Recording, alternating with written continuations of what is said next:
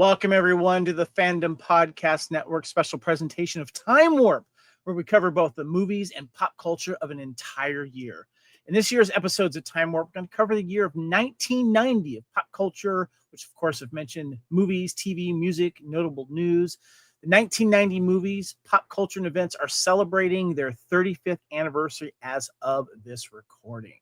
And of course, here, guys, we've got a lot to get to here on Time Warp here on the Fandom Podcast Network. We've got the QR code there showing up on YouTube. Please give it a little scan there. That'll hit us. That'll take you right to our website with all of our other awesome programming on the Fandom Podcast Network. And let me go ahead and introduce the rest of my crew here because we're celebrating September of 1990. My name is Kevin, and I'll be your host. I'm going to introduce my co-host here. With me, as always, is my co-founder of the Fandom Podcast Network. Please welcome Mr. Kyle Wagner. What's going on, brother? I have come to cop rock this podcast with some Goodfellas because Kyle Wagner just can't lose. Well said.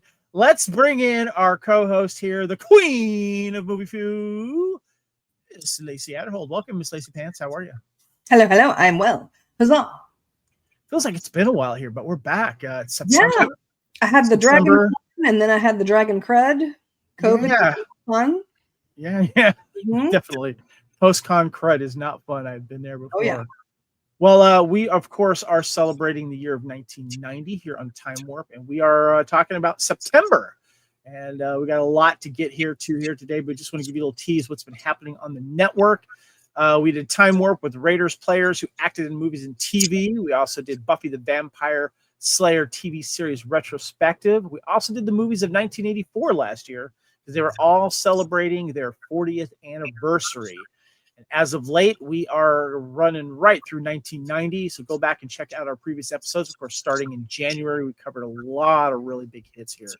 And this month, we are covering, of course, September. So let's go ahead and I don't know about you guys, but I kind of want to get in that little DeLorean there. Let's take a step back in time. Let's fuel up the DeLorean with that flux capacitor. Slingshot around the sun aboard to capture Klingon bird of prey. Take a step into that blue police box or phone box. And step into that quantum leap accelerator or that hot tub time machine. We're going to remind you what's happening in the year of pop culture and movies during 1990.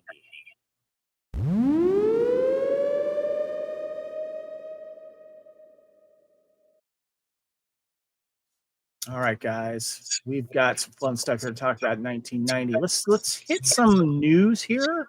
Kyle, do you want to read off some of this for us here? Well, Pizza Hut is everywhere, including opening their first one in the Soviet Union.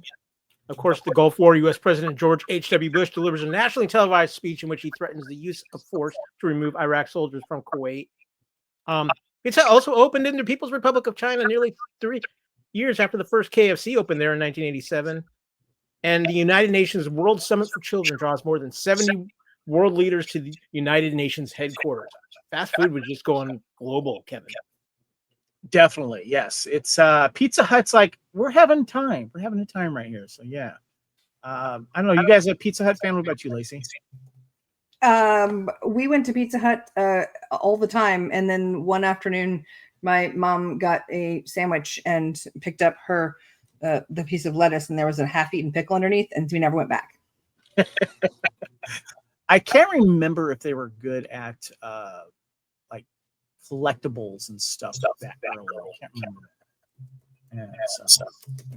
I'm getting a little bit of feedback here. Lacey, double check your audio. Maybe turn the volume down a little bit so I can hear myself. That's what I'm trying to figure out. I can hear you on the headphones and on my computer. And yeah, try going in and mute your computer there, or go in and just pick your headphones up if you can.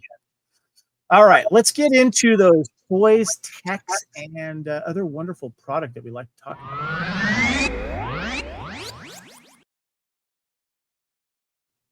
All right, guys, we got some interesting ones here.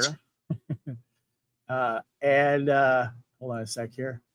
So the first thing we got here is the Sega Genesis, known as Mega Drive outside North America, is a 16-bit fourth generation home video game console developed and sold by Sega. It was Sega's third console and the successor to the Master System. Sega released it in 1988 in Japan as the Mega Drive and in 1989, and in 1989 in North America as the Genesis. In 1990, it was distributed by the Mega Drive by Virgin Mastertronic in Europe, Ozzysoft in Australia, and Tectoy in Brazil. In South Korea, it was distributed by Samsung Electronics and a Super Game Boy, and later in the Super Aladdin Boy.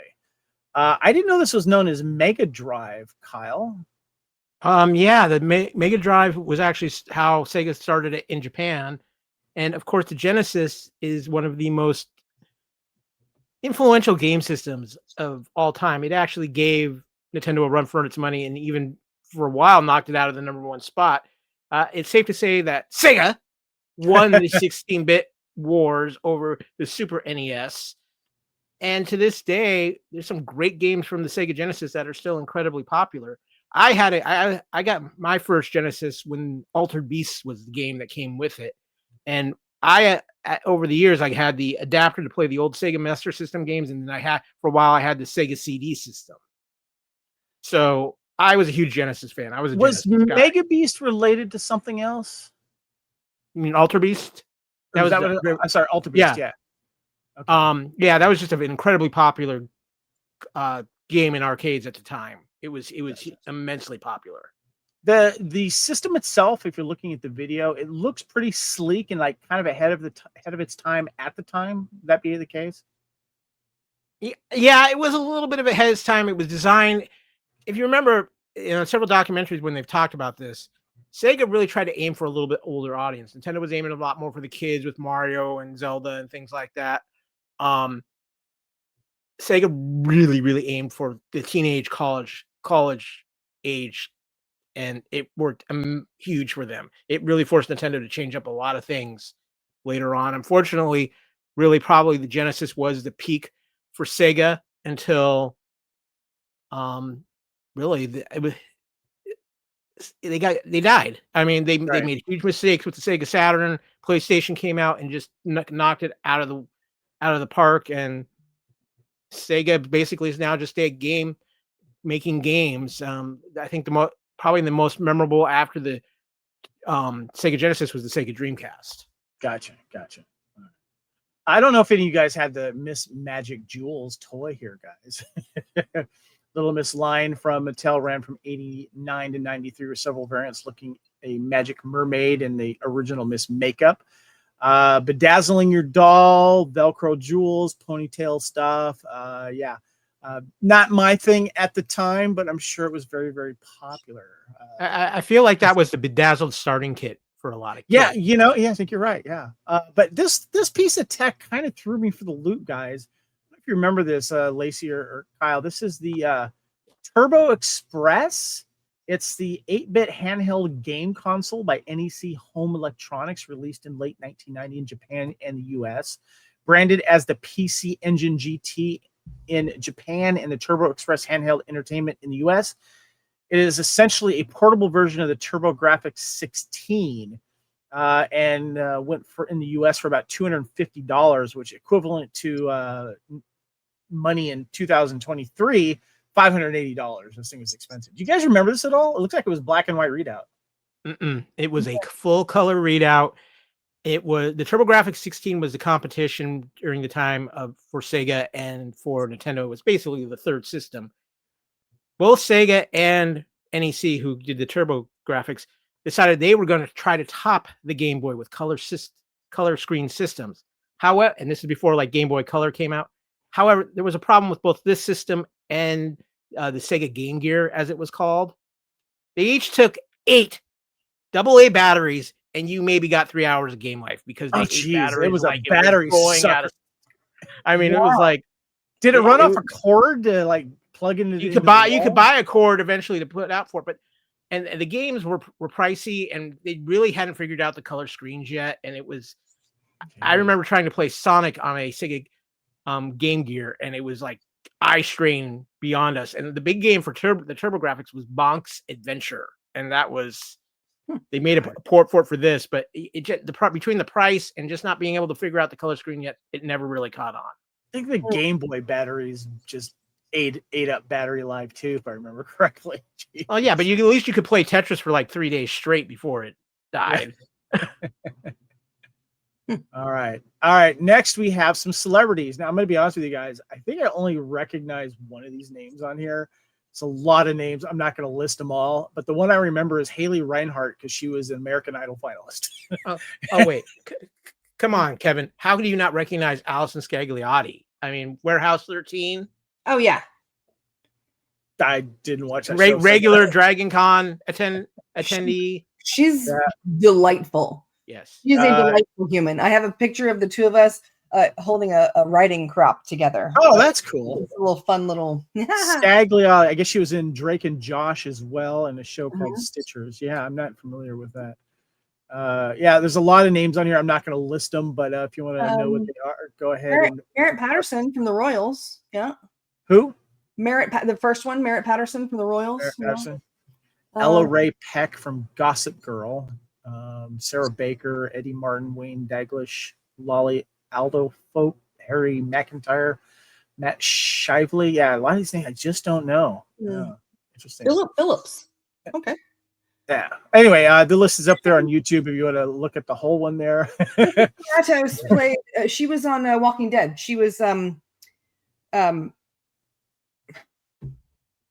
she had the daughter, Latin actress. Okay. Yeah. Well, let's get into some 1990 music news and music and stuff because we like that. So let's do that.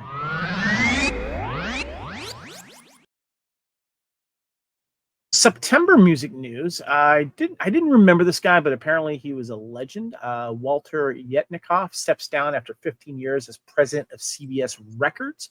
There's a picture of here we have on YouTube where, of course, he's with Michael Jackson. And I Googled this guy, and this guy was he had a powerful player. Yeah, he overlooked a lot of powerful and popular musicians and stuff. So, yeah, he stepped down. But the next person, I remember this. September 11th, after a decade of performing at the Francophone World, Celine Dion makes her formal English language debut in the United States with the release of her album Unison. And, her voice, woof, yeah. She has a great one. Look at cute little young Celine there. Look at that. She looks so young. Let's get into some of our favorite Billboard 100 hits here, guys. This is always fun. We always pick a few at a time. And the ones we're going to talk about here are numbers 37 through 30. And we start off with Downtown Train by Rod Stewart. I Don't Have the Heart by James Ingram. We Didn't Start the Fire by Billy Joel. Dangerous by Roxette. Step by Step by New Kids on the Block. One of my favorites, Unskinny Bop by Poison.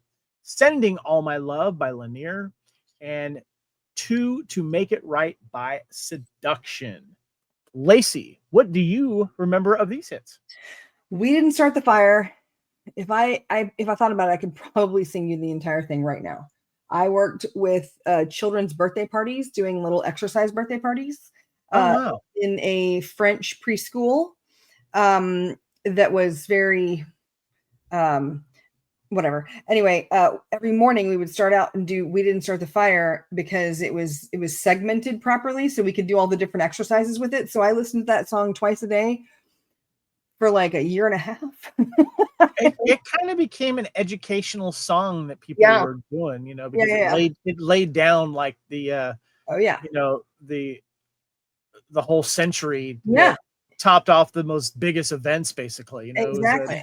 Though the thing I remember about that song though was people got burned out on it because it got so much radio play. Yep. It did. Yep. It did. Yes. The only other song I recognize on here is Unskinny Bop because I love Poison. Everything else I don't know. You're a Poison fan? I didn't know that. Are you kidding? Awesome. I have stories, but they're not for public content. That's one of my favorite guilty pleasure songs is Unskinny Bop. I love the groove of that. Dangerous. I was a big fan of Roxette. I remember that. Kyle, what about you? Any of these songs jump out at you? Well, I think that there's three really big ones on here. It's Dangerous by Roxette. It's We Didn't Start the Fire, and it's Unskinny Bop. I think those are not Step by Step by New Kids. Come on, that's their hit. I was honestly that was past. I was not. Nope. No New Kids. I was kind of out by on them. Even if you hated New Kids, it was around all the time. Oh, well, yeah. Played on videos. It was always on the music. It was like everywhere. And then they had the toys. It was crazy. You were a Donnie fan, weren't you, Kevin? Shush. The one that, for whatever reason, it's been playing at my work a lot in the satellite radio is Sending All My Love by Lanier. And if you saw what these guys look like, they had like the long hair. They're these skinny guys, this duo that sang the song. And it kind of reminds me of that song that you hear at the prom at Starship Troopers. I challenge you, listen to Sending All My Love by Lanier and then go to the scene in Starship Troopers where they're having the prom scene and the song that they're singing there. It's a different song, but every time I hear both of those, I think of both of those at the same time. So I challenge you. Check it out. All right. Let's go ahead and get into some television shows, guys. We got a lot to talk about.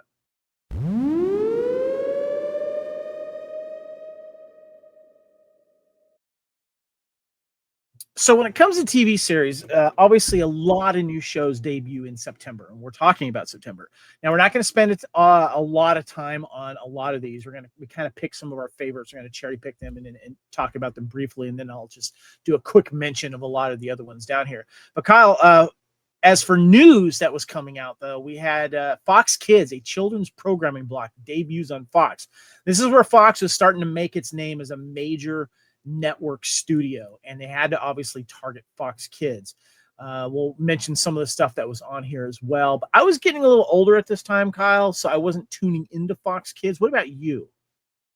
I was tuning into Fox Kids because they had some programming I was very interested in. Obviously, it was about a year or two later when Power Rangers came out that Fox Kids just exploded, but this is where X-Men hit. Okay. I remember the big thing with Fox Kids with X-Men was they premiered the first 3 episodes over Thanksgiving weekend, and then they disappeared for a year before we got any new episodes. And of course, they had that fantastic Spider-Man run later on. Right. The Animaniacs. But Fox Kids, I mean, let's be honest. The biggest thing from I think most people will say they remember from Fox Kids is Power Rangers. Yeah, that makes sense. Lacey, were you a Fox Kids? I was a little older. I wasn't into the Fox Kids. I would have been like 16, 17 at this point. I remember my sister watching some of these shows. Gotcha. But I don't think, unless it was just on in the background, I don't think that I really picked up on many of them. Mm-hmm. Well, next was kind of a big deal for sports fans, sports ball people. We love football here. We have September 9th. CBS debuts a brand new look for the NFL Today, frontlined by Greg Gumbel and Terry Bradshaw. Gumbel and Bradshaw. What's that, Lisa? I'm so excited that I knew his name was Terry. One thing, I'm like, you said sports ball, and I was like, okay. And then I was like, oh, I know that guy. Gumbel and Bradshaw replaced Brent Musburger and Irv Cross, respectively. The two would remain on NFL Today until CBS lost their NFL rights to Fox at the end of the 1993 season. Kyle, I think this was a good run for the CBS NFL Today, wasn't it, with these guys? Yeah, it was. I mean, Gumbel was very, very well known. Obviously, Bradshaw, he wasn't quite what he is now as far as just worldly known, but he was still very well known. It was a good run for CBS. It was their last hurrah. What's funny is, though, this past weekend, if you watch CBS football, because it's like the 50th or something like that anniversary of CBS having football, they went retro with all their graphics and everything. And it was really fun to watch. And the announcers got into it. They had those old CBS Sports Blazers on. It was great. Oh, that's cool. I missed that. I wish I'd seen that. Well, wasn't Terry, he's a former football player, right? Yeah. He was Hall of Fame quarterback for the Steelers. 4-time Super Bowl winner or something. Four-time, yeah. I know about sports ball. For the Pittsburgh Steelers, yes. He was a enemy of mine. Oh, I see. Okay. The Raiders and the Pittsburgh Steelers had a lot of rivalry in the playoffs and the regular season. So what you're saying, Kevin, is you never bought a Terry Bradshaw album. Wait, where are the Steelers from? Pittsburgh. I'm sorry, and where are the Raiders from? They were in Oakland, yeah. But they were in the same. They were in the same conference.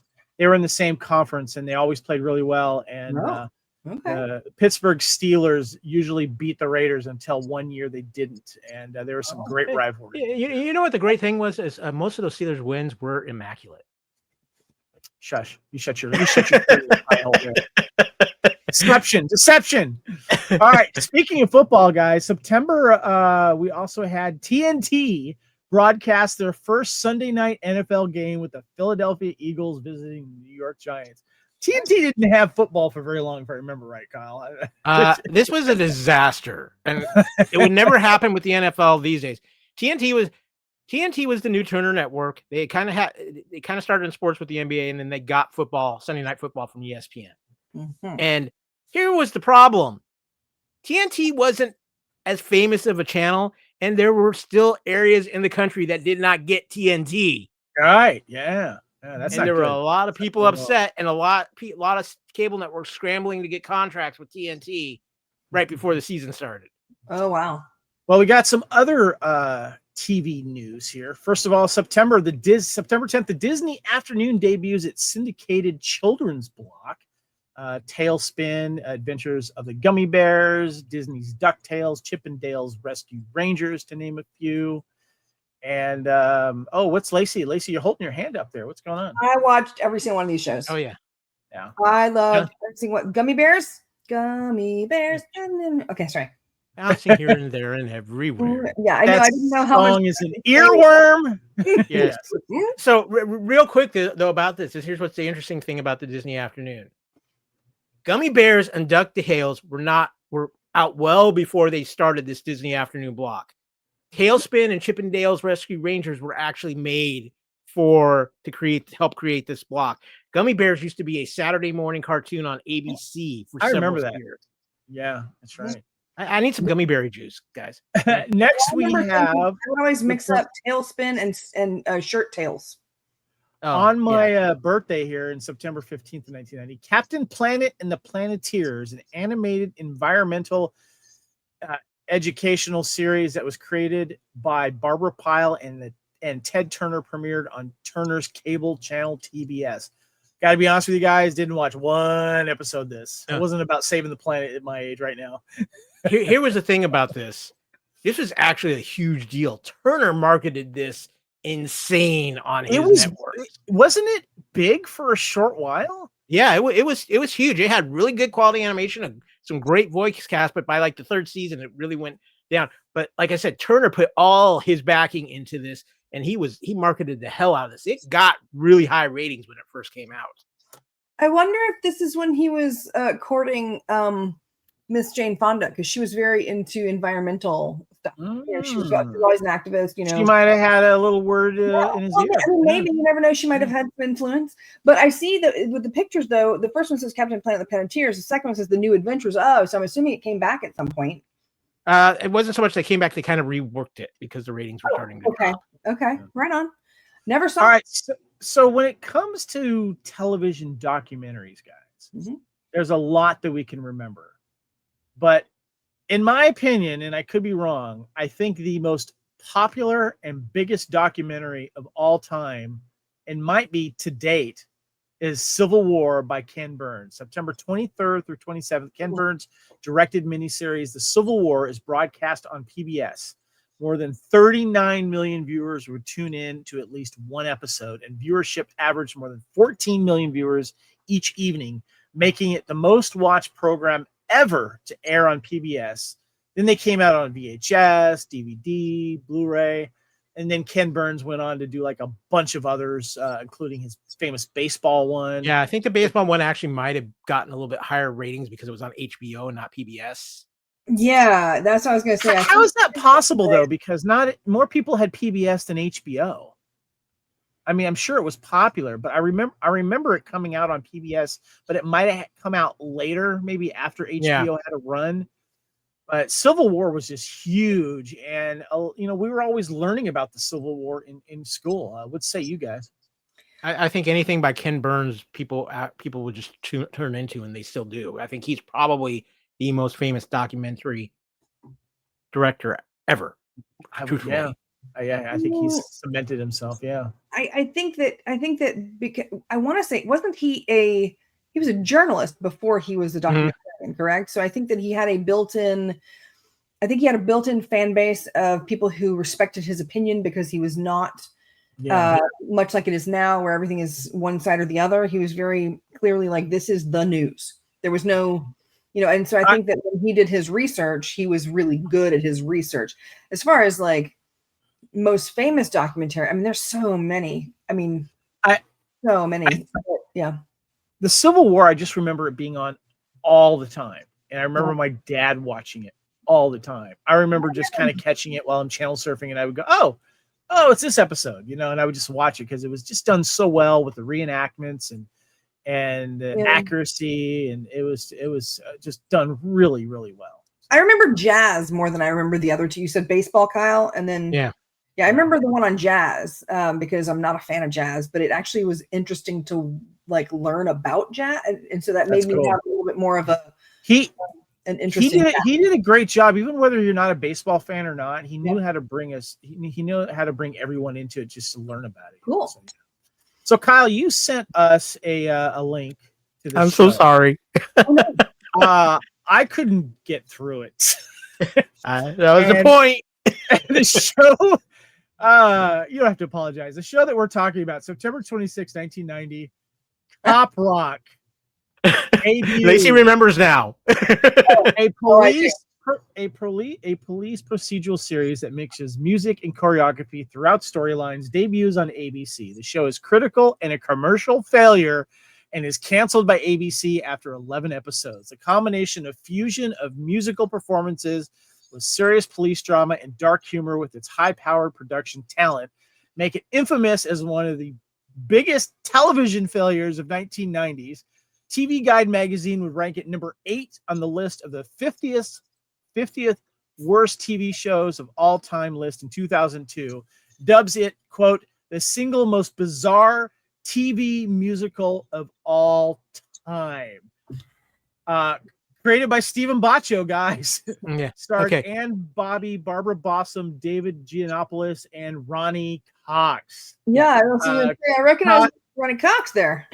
Kyle. Okay, first of all, is that Lisa Hartman there on the left? Looks like Lisa Hartman. That could be. No, it's not. It looks like Candace Bergen to me. No. So the reason why I brought this up is because in my house, my dad would check out every cop show that came out, and so that's because your dad's a cop. Retired, yes. Retired cop, yes. But also, the marketing that ABC put into this show was so insane, and the amount of money they spent on this. This was like their all-in show for this season, and by the 3rd episode, people had turned on it so violently, even Entertainment Tonight was talking bad about it. The problem. Go ahead. Sorry, I thought you were done. But you were talking about people who were in this. If you go a little further down the IMDb, Kevin, I'm going to throw some names out at you. You mentioned Ronnie Cox.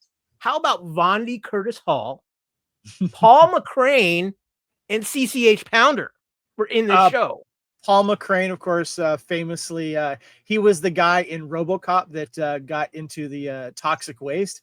And he was like, and then he lost an arm and then got killed with a falling helicopter, right? Yeah, helicopters were not his friend in ER. We'll just say that. The problem with this show was that it took that serious look at cop procedural stuff, and then it jumped into the musical. It should have been just kind of a fun, tongue-in-cheek vibe the whole entire time. That's what they should have done with that. Not go with the strict, serious look when it comes to the crime, and then you bust out in a song. That was the problem. The courtroom musical scene was crazy. Loretta Devine, Ernie Hudson. Yeah. Wow. David Paymer. Oh my God. Yeah, a lot of notable people came in on episodes. So wow. Yeah. There's a lot. All right. So yeah, I couldn't get through the first episode. It's just one of those weird things that we brings up every now and then. You know what? Did you know they did a cop show that was a musical, Kyle? Yeah. It feels like maybe that kind of paved the way, though, for maybe something like Reno 911, where they realized, okay, we can't do the comedy and the drama. We got to pick one. Well, and there was really not even comedy in Cop Rock. They tried to be serious. It was a serious musical. Oh no. Yeah, no. Oh no. It should have been comedy from the get-go. Kevin, wait, I gotta stop you here before we talk about the next thing on the list. Everybody, synchronize your swatches. Oh darn. I have a swatch. I just don't have it on right now, but I will synchronize the hairs on my hand. So there we go. Okay, there we go. What Kyle is referring to, of course, we're going to start talking about the popular 1990 TV debuts in addition to Cop Rock. But let's talk about a cult favorite here, guys. Parker Lewis Can't Lose. TV series ran from 1990 to 1993. And it's for about a trendy high school student, Parker Lewis, a character similar to Ferris Bueller, as suggested by his motto, not a problem. Nothing is impossible, like his best buds Mikey and Randall and Jerry Steiner and his girlfriend Annie Sloan. His prime concern is achieving and maintaining coolness during the turbulent years of puberty. However, their efforts keep getting thwarted by Parker's little sister Shelley and school principal Grace Musso. Apart from various aspects of teenage life embedded in a wealth of cartoon-like special effects and camera trickery, an episode regularly contains more or less subtle references to movie, politics, and celebrities. Of course, starring Corin Nemec as Parker Lewis, Billy Jane, Troy Slayton, Abraham Benrubi, Melanie Chartoff, and Jennifer Guthrie, and Paul Johansson. So, guys, I just want to say this right off the top, and I'll let you guys run with this. This show basically was and releasing in the same year, because Ferris Bueller's show released just like the month prior and it failed.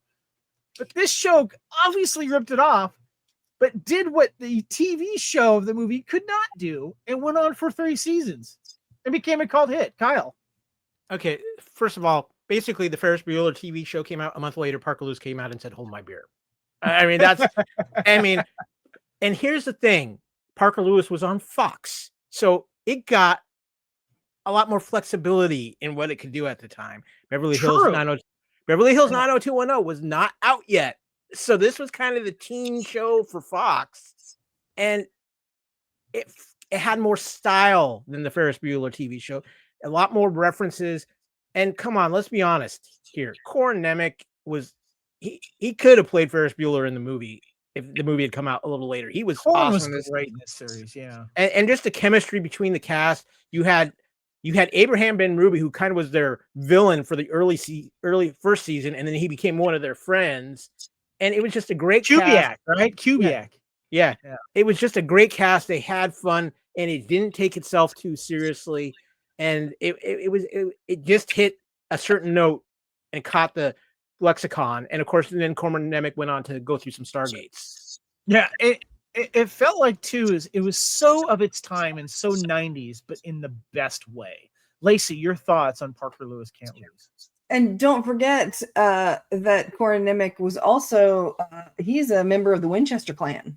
Mm-hmm. He's Winchester. He's family on Mama's side. Do you want to mention what show that is for people that don't get the reference? Sorry, Supernatural. I'm so involved in the Supernatural fandom. It doesn't occur to me that people don't know what it is. I'm so sorry. I was very unreasonable of me. Yes. So Supernatural. I mean, he's done a lot of crazy, awesome stuff. So yes. But Parker Lewis. One of my very favorite movies is called Mansquito. It's one of my very favorite, like, man beast hybrid sci-fi original movies, and I'm so terribly upset because I was going to bring it and show it for this, but I had it on VHS, and that ties into Parker Lewis because that's Corin Nemec. Corin Nemec is so okay. awesome. All right. Yes. Your thoughts on Parker Lewis? Awesome. Love it. Love the bag. Love the shoes. Love everything. I just want to say this. Of all the cast, though, I think the person who has had maybe the most consistent career is Abraham Benrubi. He was on ER for forever. He's always popping up in things, and he's just always wonderful. Yeah, that's a good call. I wish they would re-release this in a complete series. You were saying before we started recording, though, Lacey, that they released season 1 and 2, but now it's really expensive to find, right? Oh yeah, it's ridiculous. Didn't it go like 5 seasons total? I think maybe. No, only went 3.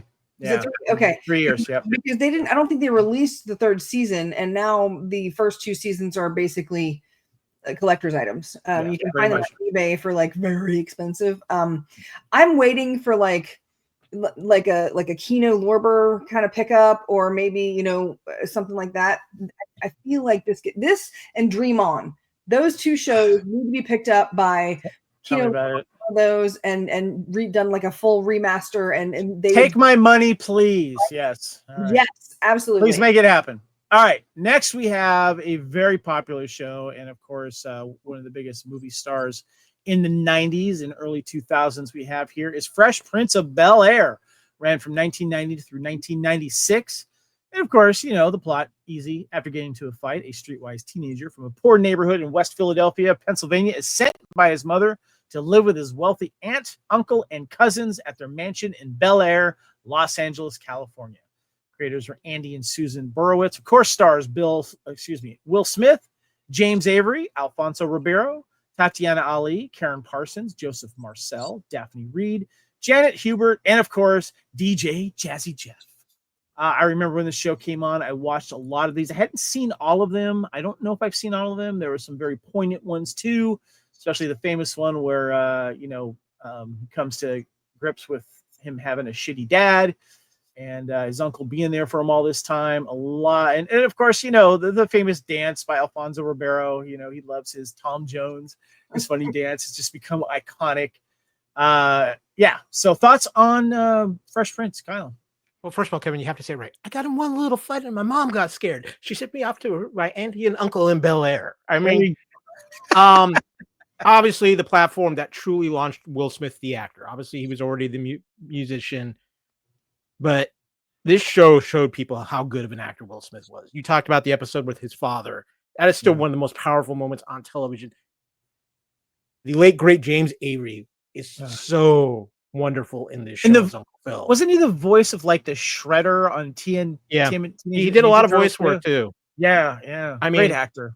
This is one of those shows that will always be in the lexicon of television history. I mean, this show changed things so drastically and introduced the world to a lot of new, different culture and just a whole different experience. I know that NBC has tried to do a remake of it that's more serious and dramatical that hasn't really worked, but it gave us Will Smith. It gave us years of great James Avery.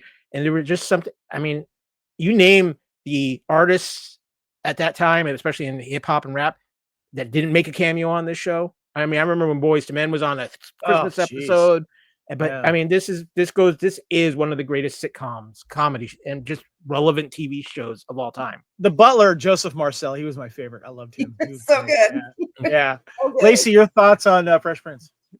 Fresh Prince, great show, loved it. I have it on DVD. I just looked over and it must be around the corner with all the box sets. But it's one of those things.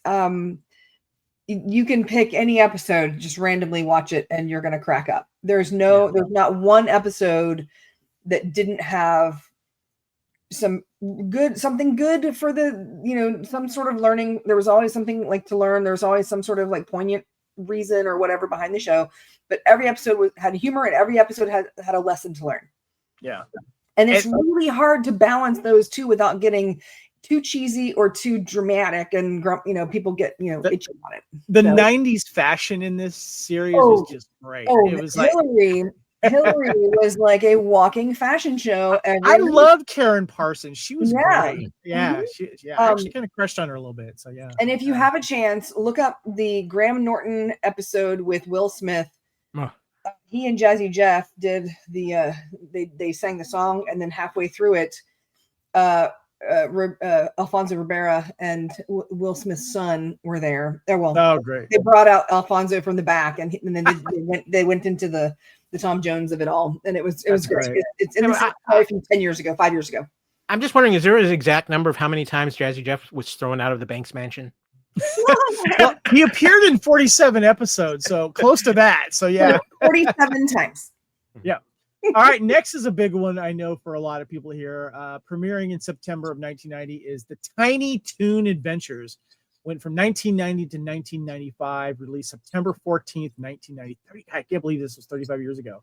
The wacky adventures of the new young hip generation of Warner Brothers Looney Tune characters, most of them descendants of the original classic Toon cast, and starring voice talent of Charlie Alder, John Kassir, Tress MacNeille, who also went into The Simpsons as well. So Kyle, a big fan of Tiny Toons. I was not into this personally at the time, but I remember how big it was. Ladies and gentlemen, let me bring you to Acme Acres, because Tiny Toon Adventures was the rebirth of Warner Animation. Yes, we had Batman and we had the Justice League and what they were doing with DC, but Looney Tunes had kind of fallen by the side. This show brought so many people back, not only for a new generation, but for the fans of the original Looney Tunes. But the thing about the show, I mean, it was great voice acting, it was great animation. It was how it was written. This show was actually written for adults, not kids. This really started the double entendre stuff that we would start getting in like Pixar films and things of that nature. And this show was for kids. It was for adults. They did some wonderful things, and it started that renaissance of Tiny Toons, which eventually led into Pinky and the Brain, the Animaniacs. We don't have any of that without Tiny Toon Adventures. It was fun. It was amazing. And as the great Plucky Duck once said, watch her go down the hole. Lacey, were you a fan of Tiny Toon? Love Buster and Babs. Buster and Babs Bunny. It was cute. It was more probably my sister would watch it on a daily, after school or whatever. But I definitely, if it was on, I'd come and, flop on the couch for 20 minutes. Gotcha. Yeah. There was a great, I just want to say this, and Lacey, let's see if you remember this. There was a great run where they did some episodes over summer vacation. Mm-hmm. And Babs and Buster Bunny kind of did the Tom Sawyer Huck Finn thing where they were going down a river on the raft, and some of the things they came across were absolutely insane. And also maybe not okay by today's standards. Let's go ahead and say like there might be a couple of things that are of their time. Yeah. Well, the next thing that was popular from 1990 to 1994, guys, is Tom and Jerry Kids Show, 35th anniversary. I can't believe it's been that long as well.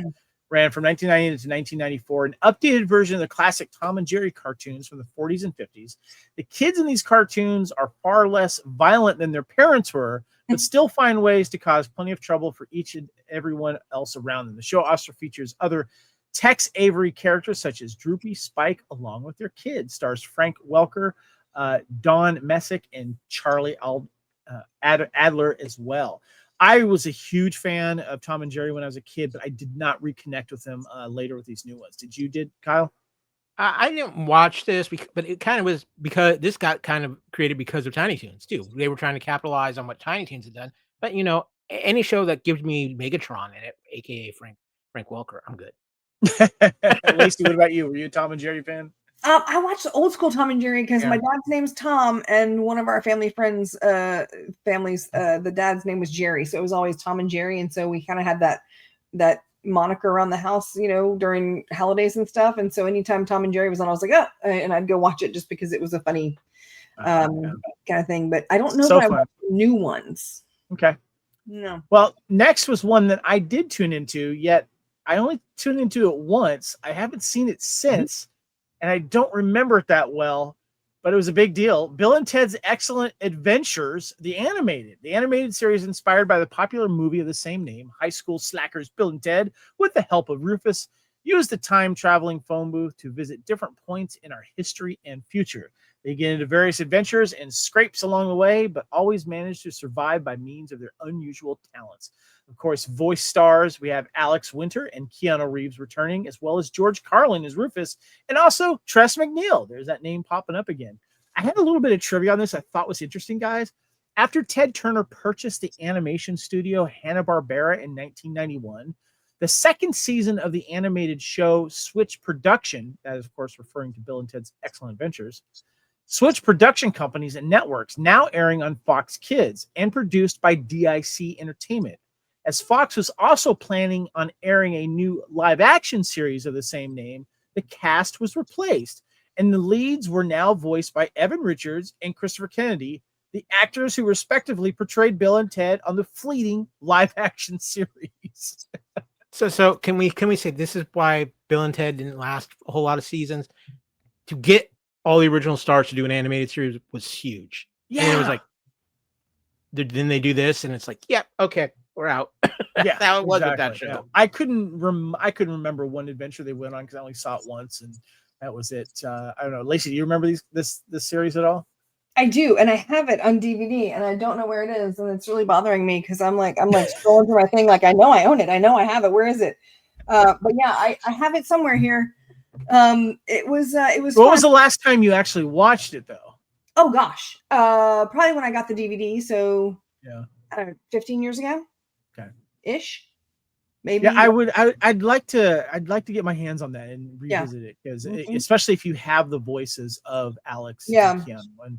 And congratulations to Keanu Reeves, by the way, married at 60 years old to his longtime girlfriend. So there you go. Yeah. Oh, is that did they get married finally? Yeah, they did. They got married. Nice. So very cool. Congratulations to them. That's awesome. He is the internet's boyfriend. I think that it's okay. Now we can we approve. We approve.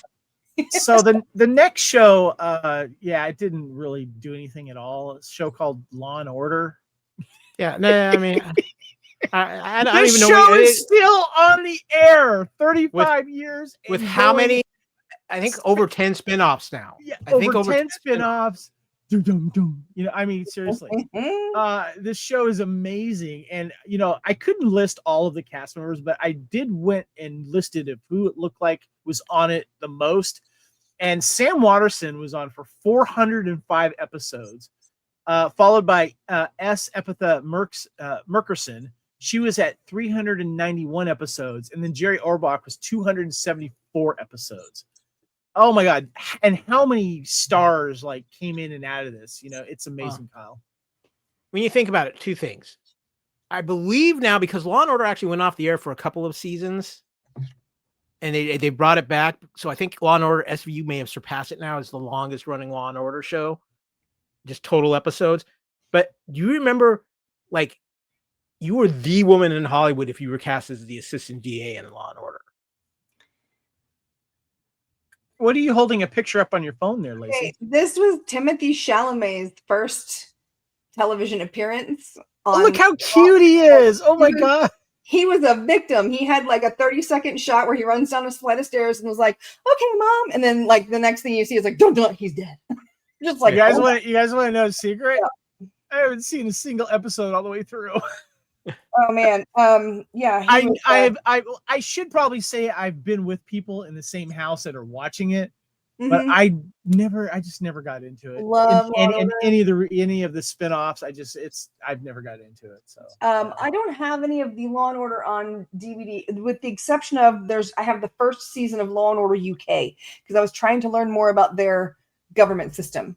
Gotcha. And I thought it would be a good place to start because they're very meticulous about making sure that what they do on that show is first of all, it's of the time. So they take from the headlines and that kind of thing. But they're very, very clear about not wanting to fudge any of the law. So I thought that'd be interesting. So the last one I wanted to bring up before we get in just the quick notable mentions of the other shows. And usually whenever there's a supernatural type show with monsters, I'll usually check it out, especially with Dracula. Oh. And this was a short-lived series called Dracula the Series. Only lasted, I think, 13 episodes through 90 through 91. And I do remember watching this.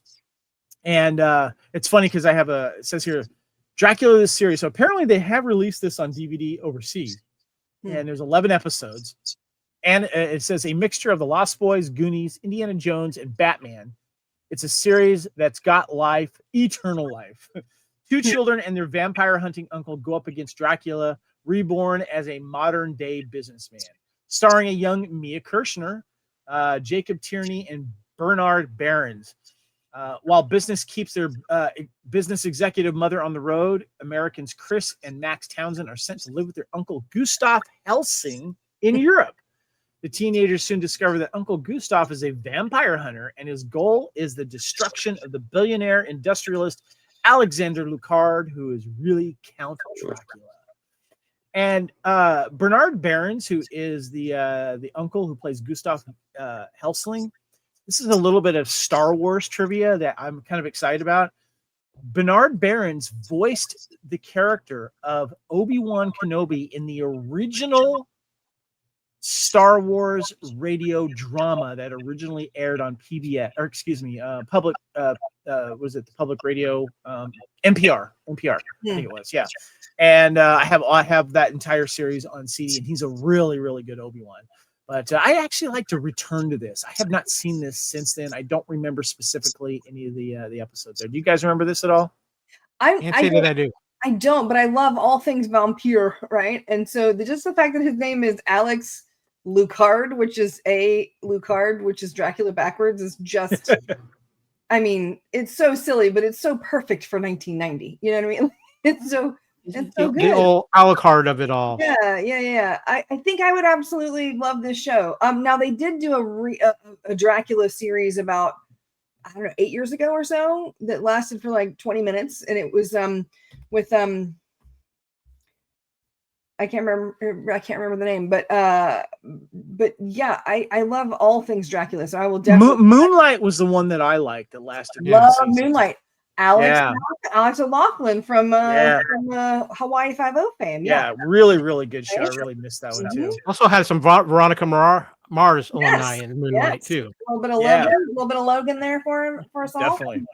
All right, so I'm going to get into some quick mentions here of other notable TV shows here. We had also coming in September, we had New Kids on the Block. I think that was the animated one.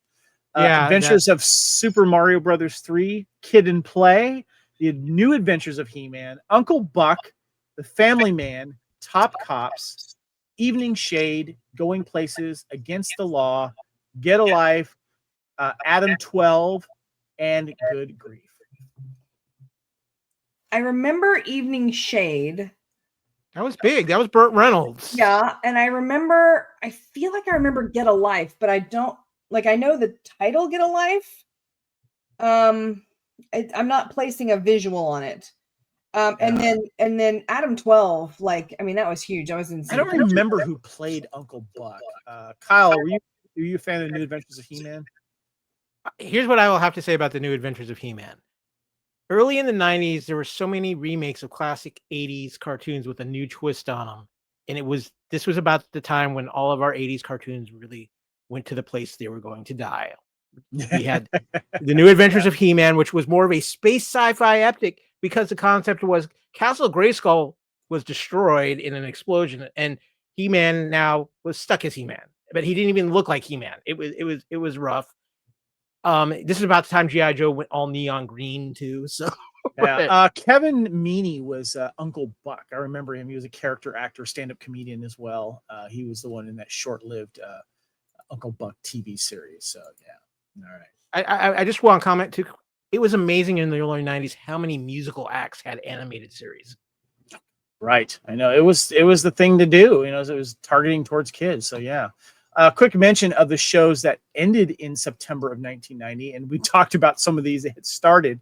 Monopoly, the TV series, Tim Conway's Funny America, Make the Grade, which premiered in 89, and Earth Force and Skate TV with Matthew Lillard got canceled as well in like a couple of months later, basically. So yeah.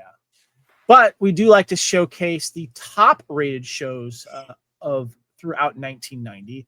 And we pick 3 at a time, guys. And we've got some good ones here. We've got the Golden Girls. We've got Designing Women. And we've got Murder, She Wrote. Guys, what is it about the Golden Girls that everybody just loves? I feel like everyone watched this show, whether they admitted it or not. It was the chemistry. It's the chemistry between those 4 women. Without a doubt. I mean, they just were magic together. And I mean, Betty White is just spectacular in this, but they're all just phenomenal. And I think it was a feel-good show. Is this what we wanted our life to be as we got older? I guess maybe hanging out with your best friends and, and just having a great time. Maybe that was part of it. What do you think, Lacey? I'm just terrified of the fact that the women in this picture on the left, they were in their 40s. Rue McClanahan was 41 years old when she started. They look so much older. Right? And the show went for 7 seasons. So at the end of this show, she was 48, maybe 49. I'm Crazy. 52. And I'm like, y'all, I do not own any That's because they had those 60s, 70s carryover old lady hairdos, yeah. And I remember my grandma had some of these hairstyles, and my mom had, for a little while, a couple, she's, got different hair now, but I just remember looking at this going, Oh, I feel like they've hit a certain culture. I've seen Golden Girl T-shirts and stuff like that, and so many people like guested on those. What about your thoughts on designing women in Murder She Wrote? Actually, Lacey, I want to start with you on Murder She Wrote. You just gave me some news to Kyle and I that we just didn't realize that was news, but it is. What was the news? Okay, well, first of all, Murder She Wrote. Look at your collection there. Nice. Yes, Murder She Wrote. And there's like 5 movies that go with it. Dropping things. How many seasons did that go? Like 10 or 12? I want to say 12 seasons, 5 movies that were spread out between, and then like another 5 movies afterwards. I want to say 2 sets of movies. Tom Bosley was there for most of it. Oh yeah. Remind me real quick, Lacey. Didn't they do a Matlock crossover? It was one of those few times where they did a rare different network crossover. I feel like there was a Matlock crossover, and I want to say there was something with Diagnosis Murder, maybe. That was CBS. Well, Diagnosis Murder was also a CBS show. Yeah. Oh, give us the news. Yeah. Give us the news that you broke to us. The news is so exciting. They're rebooting Murder She Wrote, and I saw from the actress herself, Jamie Lee Curtis is going to be taking up the mantle. Now, I don't know if she's playing Jessica Fletcher. It may be a continuation, and she might be like a niece or, Oh, I see what you're saying. It might be another family, something like that. But I don't know. There's literally nothing about it. The interviewer said, I hear Murder She Wrote. What? And she was very clear. Like, I have a few things I have to do beforehand, but it's in the works. I'm very excited about it, and I can't wait to just really dive into the project. So we lost Angela Lansbury in 2022, but it would be nice if there was like some ties to it. Maybe there might be some surviving cast members that could come in and pop in or something. So yeah. That's awesome. I actually did watch a few of these shows because I don't know what it was. I always loved Tom Bosley. Just thought he was cool. It was nice to see him as the sheriff, and Angela was just something sexy about her that I liked. I also think I might be like a victim of the whole Mandela effect or whatever going on, but like I could swear there was a documentary called Cabot Cove, the most dangerous city in the world, or this most dangerous city in like network television or something like that. It was basically a little documentary about how they did Murder She Wrote and how ridiculous it was that there was a murder like every week for 12 years and nobody like the FBI to be like, that's like the TV shows. That's like the TV show Psych that's supposed to take place right here in my hometown of Santa Barbara. And there's not that many murders here in Santa Barbara. But real quick before we move on, I just want to mention Designing Women. I remember my dad had a huge crush on Delta Burke, and I caught him watching Designing Women. The reason I love Designing Women is because in this show they were all Southern, and they were fairly with the character that the head character now I've lost her name. Not Delta Burke, but Julia Sugarbaker. Okay. So they are very right-leaning characters.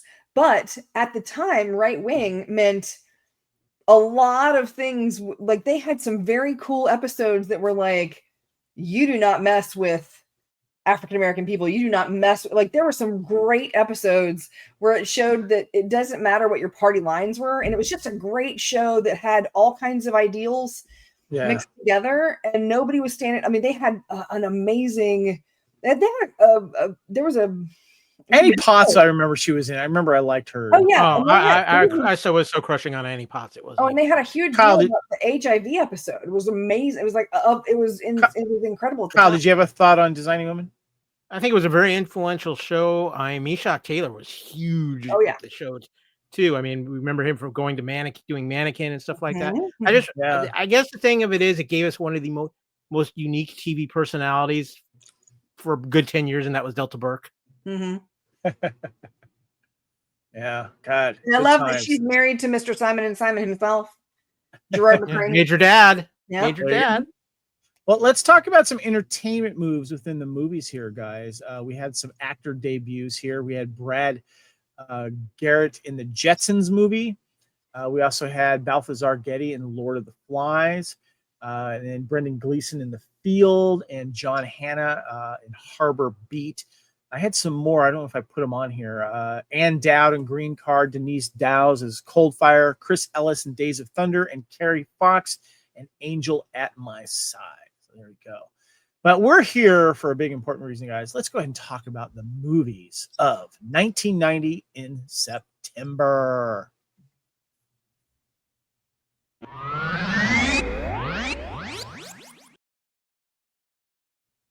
All right. This is the first time I have a copy of everything that we're going to talk about, because I actually went and bought some of these on DVD because they weren't too expensive, but I was able to actually watch all of these for the ones that I hadn't seen. And I did want to give a little tease. We kind of teased it last time. September of 1990 is known as Gangster Month. For whatever reason, several gangster movies decided to come out. We'll talk about those coming up here. But let's start with one of the big hits here. And of course, because it's written from a princess. Here we go. Let's talk about Postcards from the Edge here, guys. Of course, a substance-addicted actress tries to look on the bright side, even if she is forced to move back in with her mother to avoid unemployment. Directed by Mike Nichols, written by Carrie Fisher, the Princess Leia herself, based on her story. Stars Meryl Streep, Shirley MacLaine, Dennis Quaid, Gene Hackman, Richard Dreyfuss, and Rob Reiner. Kyle, give us some trivia here on Postcards from the Edge. Well, as you mentioned, this was written by Carrie Fisher and is based basically on her own life and her battle with fame, family, and addiction.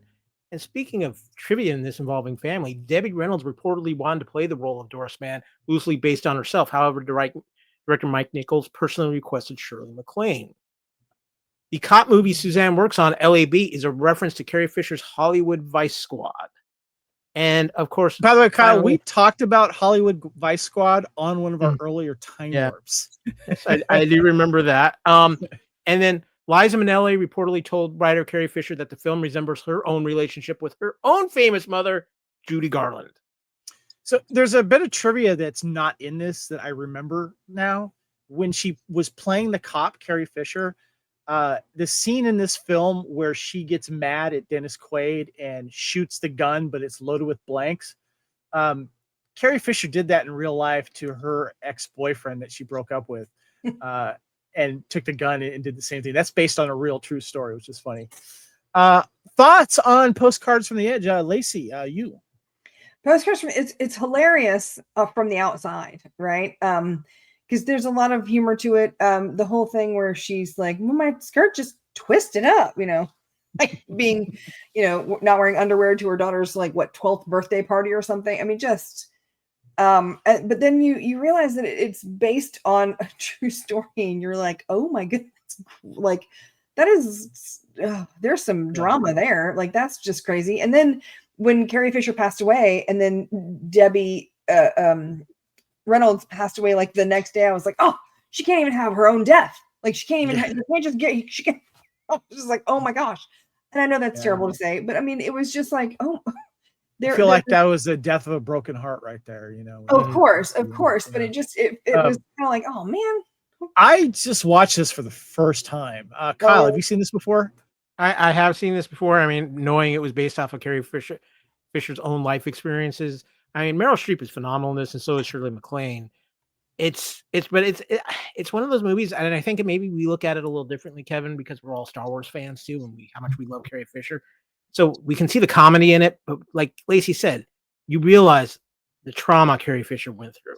Yeah, definitely. Yeah, and the drug abuse that she went through and stuff, and they touch on that in this film. And I'll be honest, it was kind of hard to watch at times, knowing what my princess, who she was my first princess, was Princess Leia, what Carrie Fisher's gone through with her life, and so great performances overall.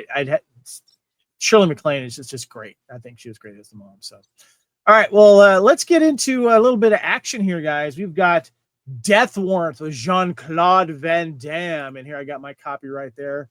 There you go, Jean-Claude. I got it on DVD, though. Guys, this is the first time I've seen this movie. There's probably a reason for that. Yeah, I was kind of curious about it. So in a violent and corrupt prison, decorated cop Louis Burke must infiltrate the jail to find answers to a number of inside murders. What he finds is a struggle of life and death tied to his own past. Directed by Darren Seraphin, writer David S. Goyer, of course, stars Jean-Claude Van Damme, Robert Guillaume, and Cynthia Gibb. Kyle, give us some trivia on Death Warrant. Written and filmed as Dusted by Canon Pictures. There's that name again. It keeps popping up. RP, I don't know. It who says financed- Canon right here, so yeah. Canon financed the picture during post-production. This is when Canon went bust, and MGM, who took over their remaining pictures, renamed the film Death Warrant. The film was delayed pending a decision over whether Canon Films or MGM United Artists should distribute. However, the old Australian VHS tape came with the Canon logo at the start, and some international trailers credit Canon as the studio behind the picture. Now, interestingly enough, Bruce Willis was considered for the part of Lewis Burke, but turned down the part due to scheduling conflict with Die Hard 2. I think Bruce is very thankful for Die Hard 2. The film was written by David S. Goyer, who was only 23 when he wrote the script, and it was the first one he sold. He would go on to be one of the most sought-after screenwriters in Hollywood in the next few years. By the way, for those of you that are listening to this, if you don't know already, we are celebrating Canon films this year of 1990. We're celebrating 80s Canon films, and we've had some wonderful ones out there like Firewalker, and of course American Ninja 1 and 2 did Cobra, and coming up next we're going to be doing Invasion USA, so make sure you stay tuned for that.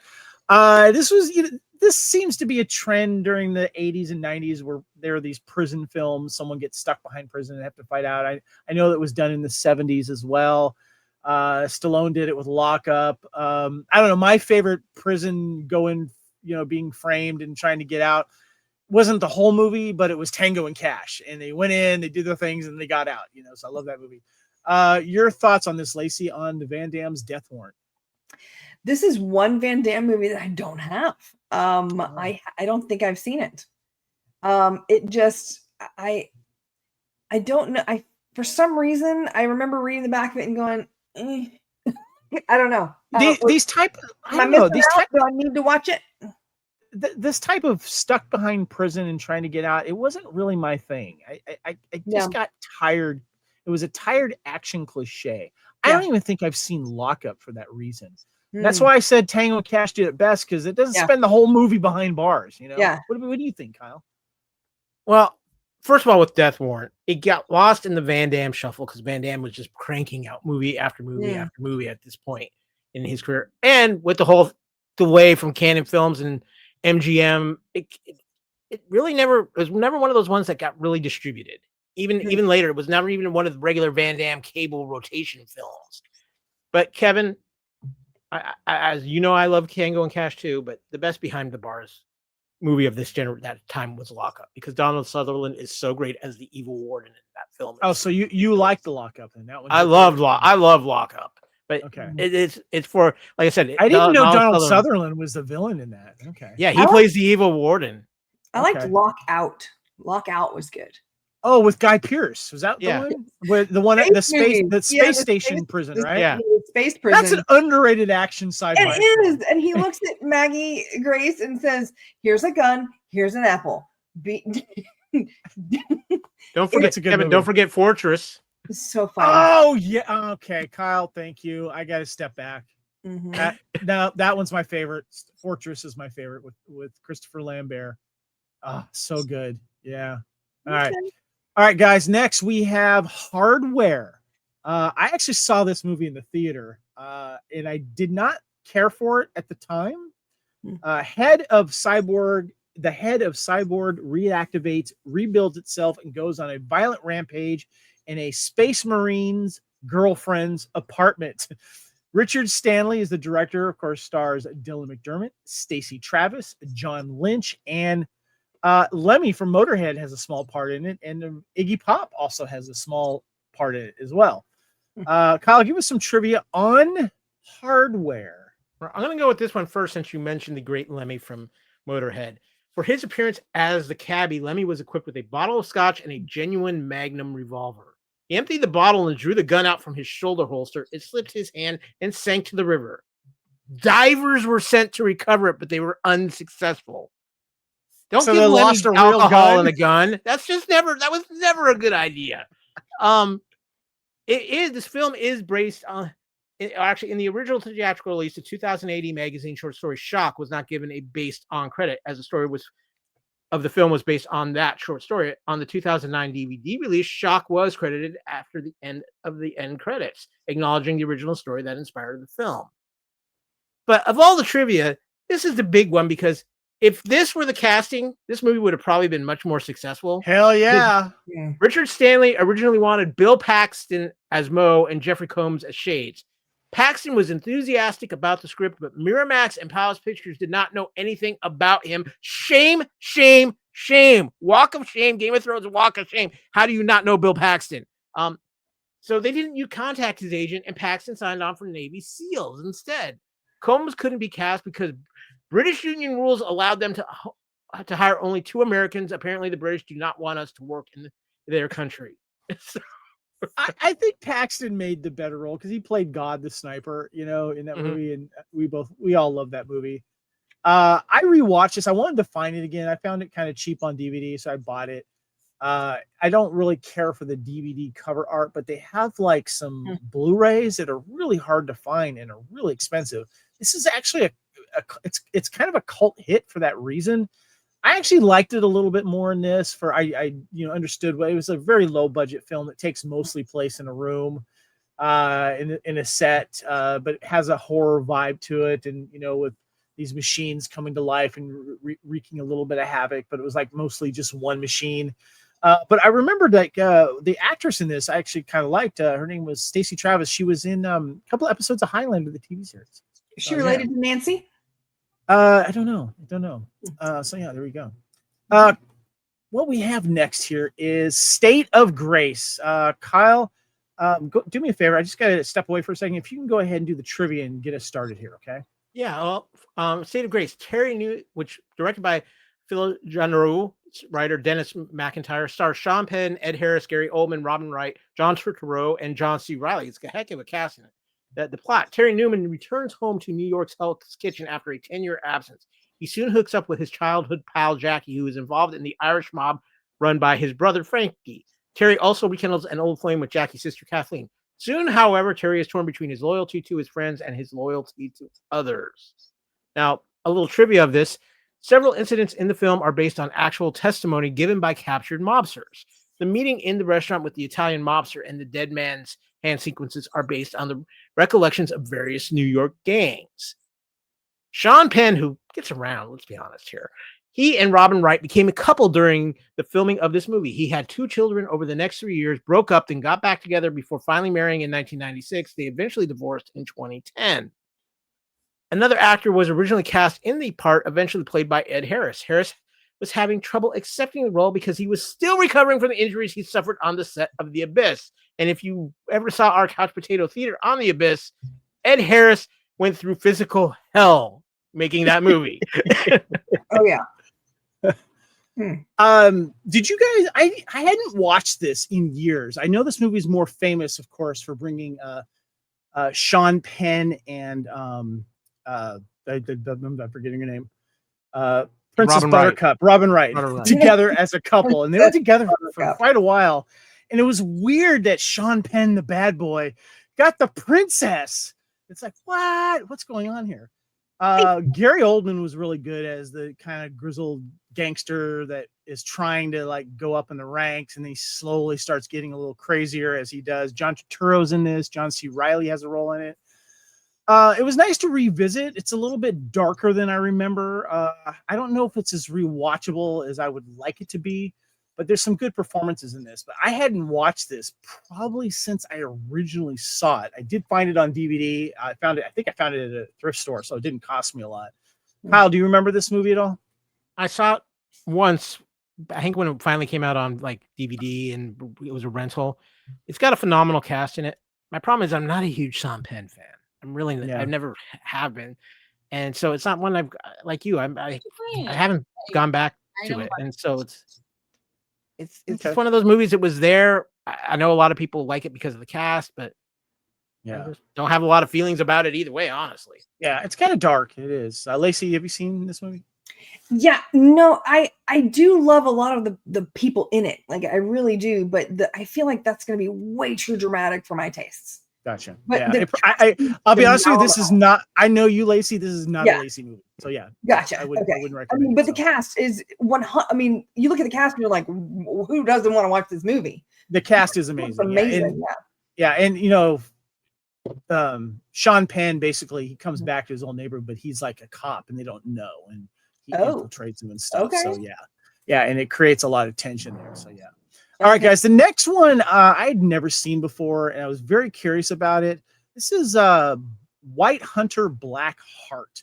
I got the DVD copy of it right here. Actually, I think when I opened this up, it was actually still sealed, and I took the little sticker off of it. You know, have the little security stickers. And I don't know if I ever showed this to you guys. Your ball of security stickers. Yeah, the ball of security stickers. Just look how big this thing's gotten. I've had this since like 2001 or 2000, and it's slowly just gotten bigger and bigger. And it's gotten all of like, see, I had City Hall, which we'll be covering in '96. So yeah. But here's the problem: as the plastic has gotten older on the inside, it's disintegrating on the inside.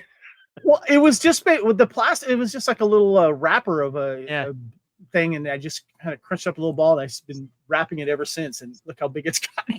I'm very proud of you being able to hold on to garbage for 24 years. Congratulations. There's a lot of history in that ball. I'm just saying right now. But anyway, this movie did contribute to it here. So back to Clint Eastwood and White Hunter Black Heart. I'd never seen this film before. It just didn't really jump out at me. It made a little over $2 million in its theatrical run. It's directed by Clint Eastwood. It's a thinly fictionalized account of legendary movie director whose desire to hunt down an animal turns into a grim situation with his movie crew in Africa. The world-famous movie director John Wilson, played by Clint Eastwood, has gone to Africa to make his next movie. He is an obstinate, contrary director who'd rather hunt elephants than take care of his crew or movie. He has become obsessed with one particular elephant and cares for nothing else. Jeff Fahey and Charlotte Cornwell co-star in this. Kyle, give us some trivia. So the main character, John Wilson, portrayed by Clint Eastwood, was based on legendary director John Huston. This is where this things get interesting about this movie, and I'll get into this a little bit more when you ask me what I thought of this film. But Clint Eastwood agreed to do The Rookie in exchange for Warner Brothers letting him make his personal movie project, White Hunter Black Heart.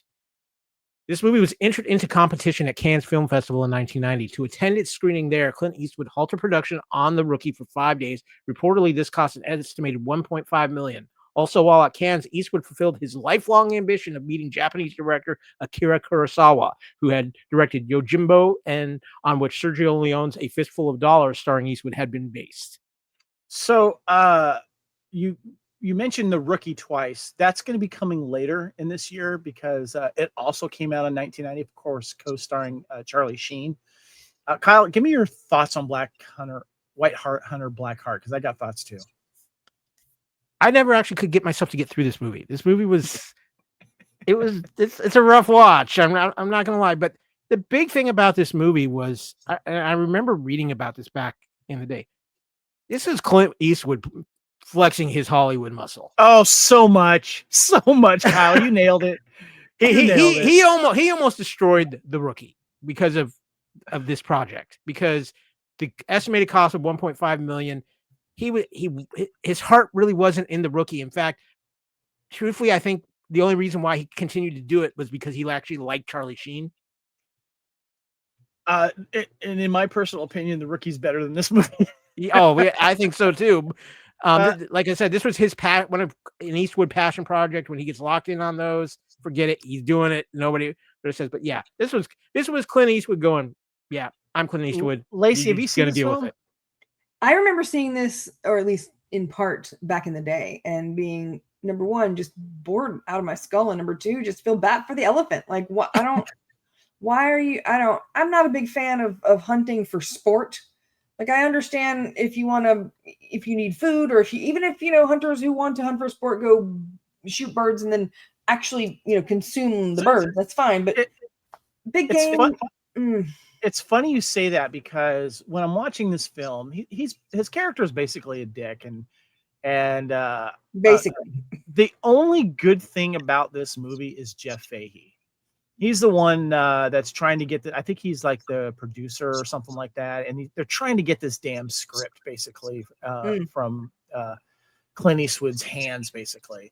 Okay. And Jeff Fahey was really good. God, he was good looking, by the way. I feel like Jeff Fahey was a few projects away of just becoming a huge A-list star, but he never quite made it, I worked on a movie with him in like 2006 or 8, somewhere in there. And he was the nicest person on the planet. Everyone else would go back to their trailers. We were a very small budget movie.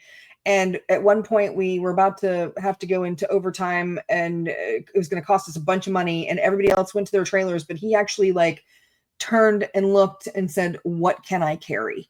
And he was helping the grips load the truck. I mean, he was just the nicest guy. That's great. And you're not wrong. He's a very attractive man. Yeah, I feel he was the bright spot of this pretty much crappy movie. I'll be honest with you. I will not be returning to this.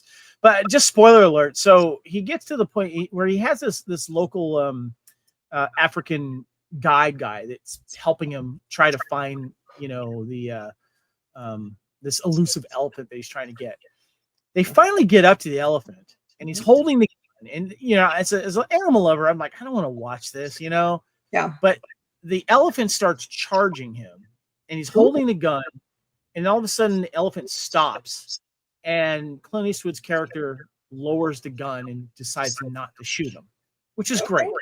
But then it takes a dark turn because the elephant, this large mother, starts to walk away, and then the little baby elephant starts running towards them, and then the guide, who you like, sacrifices himself and gets killed by the mother, and then they have to go back to the place where they're filming with the village and take the dead body of this who has a family over there and everything. It's sad, but yeah, it's kind of a downer. Don't recommend it. I'm not going to be returning to it. So, all right, next is a movie I've never seen before, guys. I remember it coming out. It's hard to find on VHS at the time. I finally found a decent priced VHS copy of it, and that is Repossessed. Repossessed made about $1,300,000 in the theater. Stars Linda Blair, Ned Beatty, and Leslie Nielsen. The poster says, "The devil's back, but he's never dealt with an exorcist like this." A parody of The Exorcist from 1973 with Linda Blair once again possessed by Satan, and Leslie Nielsen as the exorcist. It's been some time since Father Jebediah May exorcists the devil from little Nancy Aglet. But now Nancy's all grown up and has a family, and the demon returns to repossess Nancy. With the father unwilling to help, Father Luke Brophy tries his best to help Nancy, even with TV's Ernest Weller plans to air the exorcism live on TV. Directed by Bob Logan. Kyle, give us some trivia on Repossessed. Well, first, it was released only a month after The Exorcist 3, which we talked about that on a previous Time Warp. When producers first came to Linda Blair with the script, she said it would only work with someone like Leslie Nielsen. The producer signed him up 3 days later. Kevin, there's one other piece of trivia, but I want to save that for last. But I think it's very important you read this particular piece of trivia. Are you talking about the first one? Which one? The last one. Okay. After seeing a early cut of the film, Leslie Nielsen insisted more farts be added to the post-production. This is why the film opens with a loud fart. You understand why I said it was so important you read that piece of trivia. Because farts are funny. That's why.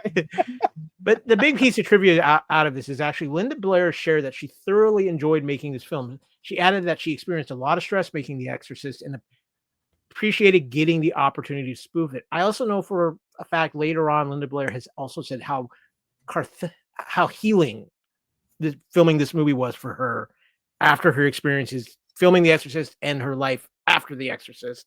And it was just a healing process. And I think it took some of her own demon from The Exorcist out of her in real life. Oh, you could totally tell that she was enjoying doing a parody of herself and the whole genre. And you could just tell she was into it. She was having fun. Lacey, have you seen this movie? I have. And I was shocked to find that I did not have it in my collection. I know I must have had it on VHS at one point. So I just reordered it last month. And it was supposed to get here like 3 days ago, along with Funny About Love. And they are supposed to arrive tomorrow now. They got pushed back a couple of times. So, but I got it on Blu-ray for like $12. Yeah. That's actually pretty good. I don't remember finding it on Blu-ray for cheap. So I ended up getting the Blu-ray, the DVD. The DVD. Right on. Yeah. Cool. Kyle, have you seen this film? It's been a long time since I've seen it, and it had been a hard find. I'm glad you guys found it. I'm going to have to do a research for it, but it did not do that great in the theater. I remember actually seeing a trailer for this, and it came out, and it was there and gone so fast, and it felt like it never even got a lot of circulation when it eventually came out for rental. It I was love not any Leslie Nielsen, any kind of spoof. I'm there. Like it, even though I don't know anything, I don't know a lot. I'm sure I missed a ton of the jokes just because I don't do horror movies. But it's just, yeah. So I watched this for the first time on DVD. I thought it was hilarious. I love all of the pop culture references of its time when this came out in 1990. Yep. There's some earlier.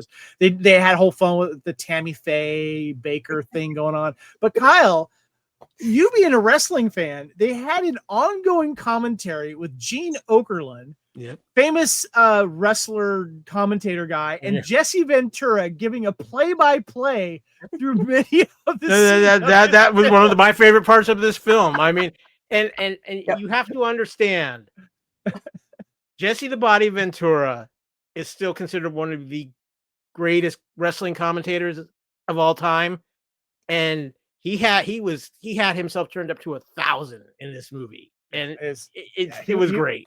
He was hilarious, and he's the one who became like governor of Minnesota. Okay, so up north somewhere. Okay, I ain't got time to bleed, or in this case, I ain't got time to possess. Yes, more famous in Predator as well. All right, we mentioned this is Gangster Month, and one of the most gangstery of the gangster films of all time, the big one, Goodfellas, guys. Premiered September of 1990. For some reason, I thought it was later in the year, but no, September 1990, Goodfellas came out, made over $47 million. The story of Henry Hill and his life in the mafia, covering his relationship with his wife, Karen, and his mob partners, Jimmy Conway and Tommy DeVito. Of course, director is Martin Scorsese, based on Nicholas Pileggi's and Martin Scorsese's writing. Stars Robert De Niro, Ray Liotta, Joe Pesci, Lorraine Bracco, and Paul Sorvino. Kyle, give us some trivia on Goodfellas. Well, I feel like we talked about the sequel to this film not that long ago. We did. My Blue Heaven was the sequel to this film. And it's funny how it came out first. Yeah, how that happened, I don't know. But this is the prequel. This is the prequel to My Blue Heaven. There we go. There you go. There you go, Lacey. Well said. That's what I'm talking about here. Mm-hmm. So, according to Henry Hill, whose life was the basis for the book and film, Joe Pesci's portrayal of Tommy DeSimone was 99% accurate, but with one notable exception. The real Tommy was massively built. Yeah, he's a big dude. Yeah, and this has been a long-running kind of like story out of this film. The How Am I Funny scene is based on something that actually happened to Joe Pesci. While working in a restaurant, a young Pesci apparently told a mobster that he was funny, a compliment that was met with a less than enthusiastic response. Pesci relayed the anecdote to Martin Scorsese, who decided to use it in the film. Scorsese didn't include the scene in the shooting script so that Pesci and Ray Liotta's interactions would elicit genuine surprise reactions from the supporting cast. Probably one of the most famous scenes in this movie when it comes to dialogue, and I think might have been the Oscar-winning scene. Maybe, I don't know. Well, I think a lesson learned here is you really don't address a mobster unless they address you. Yeah. Martin Scorsese first got wind of Nicholas Pileggi's book Wise Guy when he was handed the gallery proofs. Although Scorsese had sworn off making another gangster film, he immediately cold called the writer and told him, "I've been waiting for this book my entire life." Pileggi replied, "I've been waiting for this phone call my entire life." Mm-hmm. I just want to mention really quick that this movie has a fantastic soundtrack. The soundtrack on this, every time I hear the songs in the soundtrack, I think of this movie. In a way, it kind of ruined Eric Clapton's Layla for me because of the certain scene when all the bodies start showing up after the big Lufthansa heist. That part of Layla starts playing it. Every time I hear Layla, I always think of gangster bodies showing up. Lacey, I don't know if you're a fan of gangster films. Have you seen Goodfellas? I have seen Goodfellas. I saw it when it came out. I'm sure I've seen it once or twice since then, just maybe at a friend's house or whatever. It's not something I'm going to decide, oh, you know what, I think I'm going to watch Goodfellas tonight. So it's not in my collection, but as a general rule, I mean, the film's amazing. It's fantastic. When it comes to the drama, traditional gangster films that are, from the 90s and earlier, there's a lot of abuse towards women, things like that. I just don't watch that kind of thing.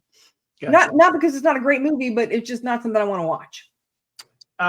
Kyle, would you say that Goodfellas is probably the gangster film of all time? Okay, so I was ready for this. Oh, okay. Many years ago, a movie was made called The Godfather, and then they did The Godfather 2. And at the time, everybody was like, "This is it. Don't make any more mobster movies. The bar is set, as they say. Nobody's going to top that bar. Nobody's going to cross that bar. It's never going to happen. Don't challenge Martin Scorsese, because I am not going to say Goodfellas is better than The Godfather, because I think that's a very, very strong statement. But let me put it this way. Goodfellas is standing on the same bar as The Godfather. I'm going to say that Goodfellas is better than Godfather and Godfather 2. Godfather and Godfather 2 are great. I like them, but they have a lot of flaws, and sometimes they drag out and they're too long. Goodfellas just keeps rolling. It keeps rolling. It is a long movie, but it's paced so well, and the character development and the story in general I find more fascinating. And also the music just really carries it for me. But what's really interesting, though, is didn't they do Casino a few years later? I really like Casino. So I'll do like a back, these are my two. That's your VHS double feature? Is that what you're saying? Oh my God. Yeah. Yeah. And there's times where I'm like, maybe I like Casino better than Goodfellas. And then I just rewatch Goodfellas, like, maybe Goodfellas is better, but it's a great comparison though, because I love the characters and the time that it takes place in as well. So yeah. All right, guys, let's get to this one here. This one I was really looking forward to getting to, because this I actually saw in the theater under its original name. And Lacey, let's go ahead and show our Blu-rays here. For those of you that are looking here, we are talking about the movie called Don't Tell Her It's Me, otherwise known, Lacey, go ahead and pop yours open too, because we have a reversible cover. Once it was released on video elsewhere, they changed the name to The Boyfriend School. And this actually is it's kind of like finding an artifact when it comes to old movies that you wish you could see, but you can't find it. But then they finally released them on Blu-ray. And that's what they finally did with this one here. And I'm a big fan of this one. This one did not make a lot of money, made over just $1 million. I was one of the people that did watch this movie in the theater. It stars Steve Guttenberg, Jamie Gertz, Shelley Long, and Kyle MacLachlan. Gus, who is Steve Guttenberg, is a fat cartoonist that recently won a battle against cancer, which explains his baldness.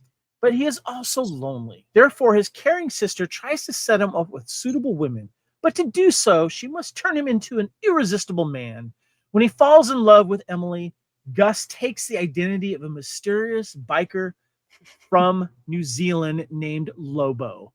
And of course, Shelley Long's character, I believe she's a writer, if I remember correctly, in the thing. And so she's used to like doing romancy novels. So she uses the vice that she does in her novels and her books and stuff like this. It's a silly premise, but I really did enjoy this film. We'll get more in that in a second. But Kyle, give us some trivia first. Steve Guttenberg got paid for this movie. He received a $1 million salary for his work in the film. The Boyfriend School was the film's working title until the marketing department at Hemdale, its studio, learned that the title tested poorly in its surveys. Alternate titles considered included Two of Gus, What She Knew, and Don't Tell Her It's Me. With the final title. Hold on. I like that, Two of Gus. Instead of like Two of Us. See what they did there? Just the Two of Gus.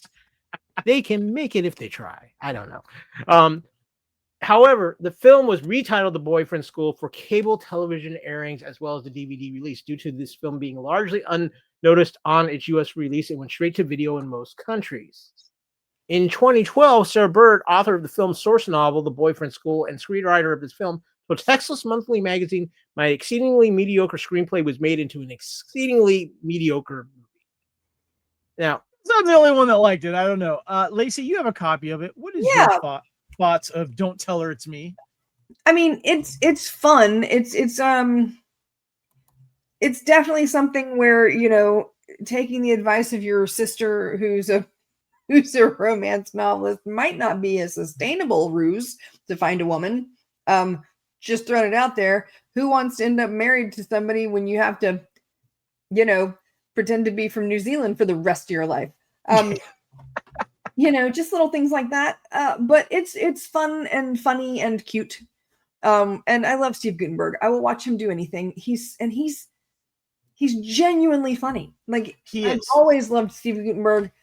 And he's got range. I know everybody thinks of him from, Police Academy and kind of that's it.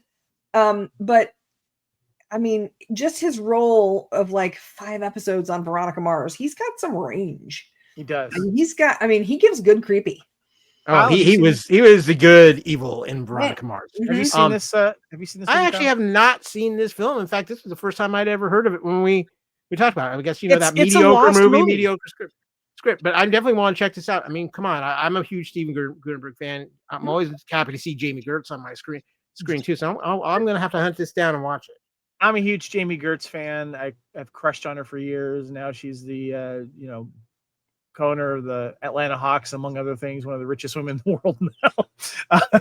But yeah, she's so adorable in this. I just find this movie charming and cute. Steve Gutenberg, by the way, I think, in my opinion, does a pretty good New Zealand accent, because I've heard, being down in Australia and meeting some New Zealanders as well. He did a pretty good job from what I heard. And he's also got a very glorious mullet. Shout out to Adam, of course, of our Lethal Mullet podcast here. He did a pretty good job with his mullet here. And no. Like, Kevin, he didn't grow out that hair. We know he did. We know it's a wig, but still, I mean, it's not like, hard target Chance Devereaux situation going on, I mean, that thing was just always glistening wet. It's like the perfect mullet there. But, this might be the one movie that Adam should do on the Lethal Mullet podcast that's not an action film from the 80s. Yeah, I know. Like he might this right here. That's a solid mullet. Like that is a dang fine Kentucky waterfall right there. Well, the other thing I like about this movie is it's filmed in Charleston, South Carolina. So there's some great scenes when they're driving around and stuff. But it's one of those lost movies, and I was happy to when I realized that this movie was on 1990. I'm like, oh shit, how am I going to find it? I haven't seen it anywhere. Luckily, they re-released it on Blu-ray. Thank God. Otherwise, trying to find, there's no DVDs. I don't think any DVDs came out. It went straight from VHS to Blu-ray, and it's what is it? Code Red Blu-ray. It's a Code Red release. Yeah. Mm-hmm. Gotcha. Yeah. Number 199. There you go. Anyway, highly recommend it. Maybe it's streaming somewhere. I didn't even look, because once I found it on Blu-ray, I'm like, score. I'm buying it, and I got it. And I was happy that it came in, and it's a really adorable film. I love it. So, all right, let's get to the next one here, guys. We still got more to cover here. This is Tick, Tick, Tick, otherwise known as Gene Wilder in Funny About Love. We've got the poster up there. You'll see it. I actually found a DVD copy of it, and I had never seen this movie before, guys. And I'm like, Gene Wilder? Okay, cool. Let's check it out. So it made, I don't know if it did well. Yeah, it did okay. It made about $8 million in its original theatrical run. It's a romantic comedy. A New York City cartoonist, Duffy, meets the bad cappuccino maker, Chef Meg, and falls in love. She moves in with him, marries him, but they have problems having a baby. Directed by Spock, Leonard Nimoy, guys. Stars Gene Wilder, Christine Lottie, and Mary Stuart Masterson. Kyle, give us some trivia, please. We were kind of at this point starting to hit a little bit maybe of the end of the road for Gene Wilder. This was the first of 2 consecutive flops at the box office for him, whose next picture, Another You, was also a financial failure.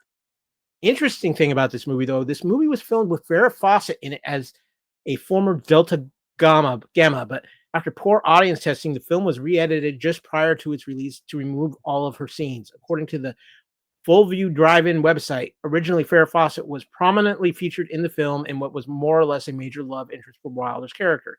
She was cut out at the last minute, explaining why this film is so choppy. Leonard Nimoy was chosen to direct this comedy about having babies and biological clocks because he had previously directed the hit Parenthood comedy 3 Men and a Baby and the family custody drama The Good Mother. So I'm thinking that the character that was Farrah Fawcett was replaced, I think, probably by Mary Stuart Masterson. Just a quick more on the plot here is that Gene Wilder's character and Christine Lottie's character are trying to have a baby and they can't. Then it leads to arguing, and eventually they get a divorce. And then Gene Wilder hooks up with Mary Stuart Masterson. They have some nice moments together. She gets pregnant, and they're not married. And then she has a miscarriage. She loses the baby. And then that relationship falls by the wayside. And then he ends up getting back together with Christine Lottie after she's adopted a child. And then they decide to reconnect and then compare it. So what's really funny about this is I was watching two movies back to back for this. I was watching Don't Tell Her It's Me and watching Funny About Love. Both characters are cartoonists. Just gonna say that was kind of funny. It just knows that. So, Lacey, your thoughts on Funny About Love? I saw this a million years ago, and I remember thinking that Gene Wilder at the time, I mean, he was huge off of, I guess, he had Willy Wonka and Saturday Night Live, all the crazy, funny. I mean, he was just this hugely popular comedian, and all of a sudden, he's in all these like romantic comedies, which, with The Woman in Red and all these other, and he's genuinely funny. And then Funny About Love it was not a funny premise. It was not as. It's a drama hidden in a comedy. Yeah, it's a dramedy. Yeah. And so, when I'm used to seeing things like, Hear No Evil, See No Evil, which is entirely inappropriate to watch today, or The Woman in Red, or any of these other like really funny, he's been in some really amazing classic comedies. And I don't know if he was trying to transition into more drama, and he was trying to kind of find things that could have funny bits in them to kind of like soften his way into going, full drama or whatnot. But this one just didn't really hit. It falls flat on many emotional things. There's some funny moments in it, but Christine Lottie, I thought she was okay in it. But what about you, Kyle? Have you seen this one? I've never seen it the whole way through. It's interesting though. I'm looking at Gene Wilder's IMDb right now. No. He only did one more theatrical film after this movie, which was called Another You. After that, he did a few TV appearances, and some TV movies, but that was it. And it's really interesting when you look at Gene Wilder's IMDb, how after The Woman in Red, it just starts really falling off. You had Haunted Honeymoon, you had his reunification with Richard Pryor when See No Evil, Hear No Evil, which I thought was fun to have those two together, and then it just Funny About Love and Another You. I feel like he falls. Dropped. Yeah, I feel like he falls in the category. He's just playing himself again in a certain movies, like a lot of current stars do. I ordered it because I thought maybe I wasn't giving it a shot, or maybe I saw it too long ago. Maybe I'm just remembering, So that's the other one that's going to come in the mail tomorrow. Well, when we do October, give us our quick thoughts on that later, because I like to get your thoughts on that. So, sure. All right, guys, let's get into the next one here. This one I was actually excited to return to because I remember liking it. I remember seeing it in the theater, and I remember actually have a Laserdisc copy as well. But I found a Blu-ray copy of Narrow Margin, starring Gene Hackman and Ann Archer. And I was excited to revisit this film, guys, because I'm missing Gene Hackman. We passed away recently, and I hadn't actually gone and watched a Gene Hackman movie, just do that. And this was the first one I've watched since he passed away. And I forgot how good and how suspenseful. This is a thriller suspense movie, made a little over $10 million. A Los Angeles deputy district attorney is sent to protect a woman who accidentally witnessed a mafia murder. A woman secretly witnessed the murder of her blind date for the evening by a top mafia boss. She immediately goes into the hiding without informing the authorities. When they finally catch up with her, she is unwilling to testify to what she has seen. But the mafia are on her trail, accompanied by a deputy district attorney, of course, played by Gene Hackman. The woman board a train traveling through a remote part of Canada. The mafia know him, but they don't know what she looks like. Director, of course, is Peter Hyams. I'm a big fan of him. Also co-starring Ann Archer, James Sicking, J.T. Walsh, and M. Emmett Walsh as well. Kyle, give us some trivia on Narrow Margin.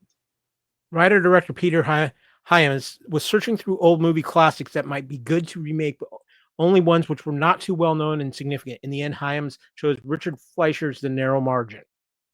Much of the footage of the film's helicopter chase and early train sequence was reused in the 2000 film Crash Point Zero, aka Extreme Limits, starring Treat Williams.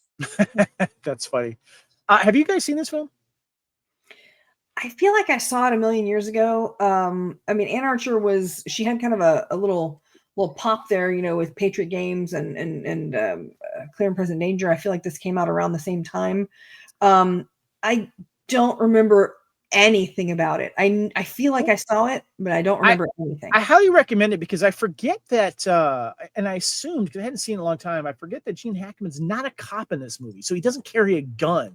So it makes him, and these gangsters get on this train. They know what he looks like, but they don't know what she's like, and she's hidden in a closed compartment, so they don't know where she is, but they know she's on the train. And there comes points where he actually has to meet up with him face to face, and they try to buy him off. And there's a very tense scene, and this scene or two where they have to stop and pick up passengers. And another gangster set comes on, and it's a really good, cat and mouse game. And I highly recommend it. It's an underrated thriller. Both great performances, especially by Gene Hackman. So yeah, cool. All right, next we have. Wait, Kevin, wait. Before you go any further, there's something else we need to mention about Narrow Margin. About any what? movie there's something I wanted to mention about Narrow Margin. Oh, Narrow Margin. Okay, sorry. Any movie that gives us Doogie Howser's dad and the greatest that guy actor of all time in J.T. Walsh, we're doing good. Have you seen this movie? It's been a long time. I saw it when it first came out. Because Doogie Howser's dad plays a gangster, and he's very good. I know. It's like J.T. Walsh. Yeah. No, James Syking was Doogie Howser's Oh, James dad. Syking. Yeah, I'm sorry. Yeah, James Syking. Oh, okay. Yeah. Scary. All right, next I don't remember J.T. Walsh on Doogie Howser. I was very confused for a second there.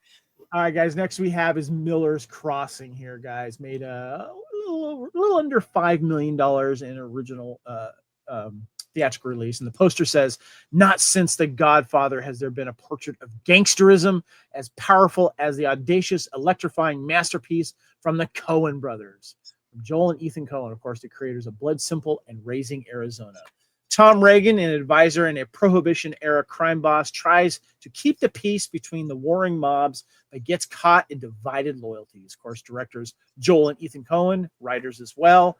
Stars Gabriel Byrne, Albert Finney, John Turturro, Marcia Gay Harden, and Steve Buscemi. Kyle, give us some trivia on Miller's Crossing.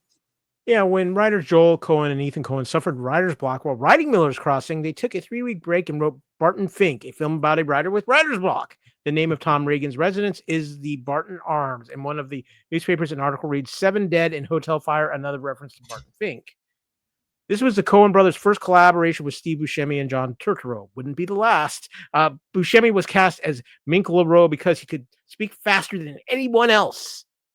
And of course, what's more interesting, though, too, is the Coen brothers reportedly turned down directing 1998's Batman because it would have interfered with this film. 1989's Batman. 1989.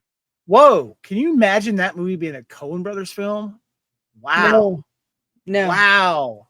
No. Wow. Because John Turturro would have ended up being the Joker. Yeah. Yeah, probably, yeah. So I remember first watching this, and there was something about it that didn't quite click with me. And then I would rewatch it going, okay. And after rewatching it, there's a couple of moments where it drags, but man, when it gets to certain moments, it just takes off. And I think the most famous scene in this, because I think the person that really is the best in this movie is Albert Finney. Mm-hmm. And you may have seen it on social media or YouTube. There's a famous scene where the rival gangsters try to come up to his house and kill him. And he pulls some fast moves and shoots a guy in the foot to get his Tommy gun and chases the other guys down. He jumps out of his house as it's burning down. And he runs down and he uses his Tommy gun to shoot these guys in their Model A Ford or whatever it is. And it's a really iconic scene. But Gabriel Byrne's his character is playing both sides here. It's very fascinating. Some good performances in this. Not a movie I watch all the time or return to, but it was nice to return to it. Anyone seen this? I've seen it. It's been a good while because my problem with a lot of the Coen brothers films is they are hard rewatches. Especially just certain scenes of violence. You have to be in a certain mood.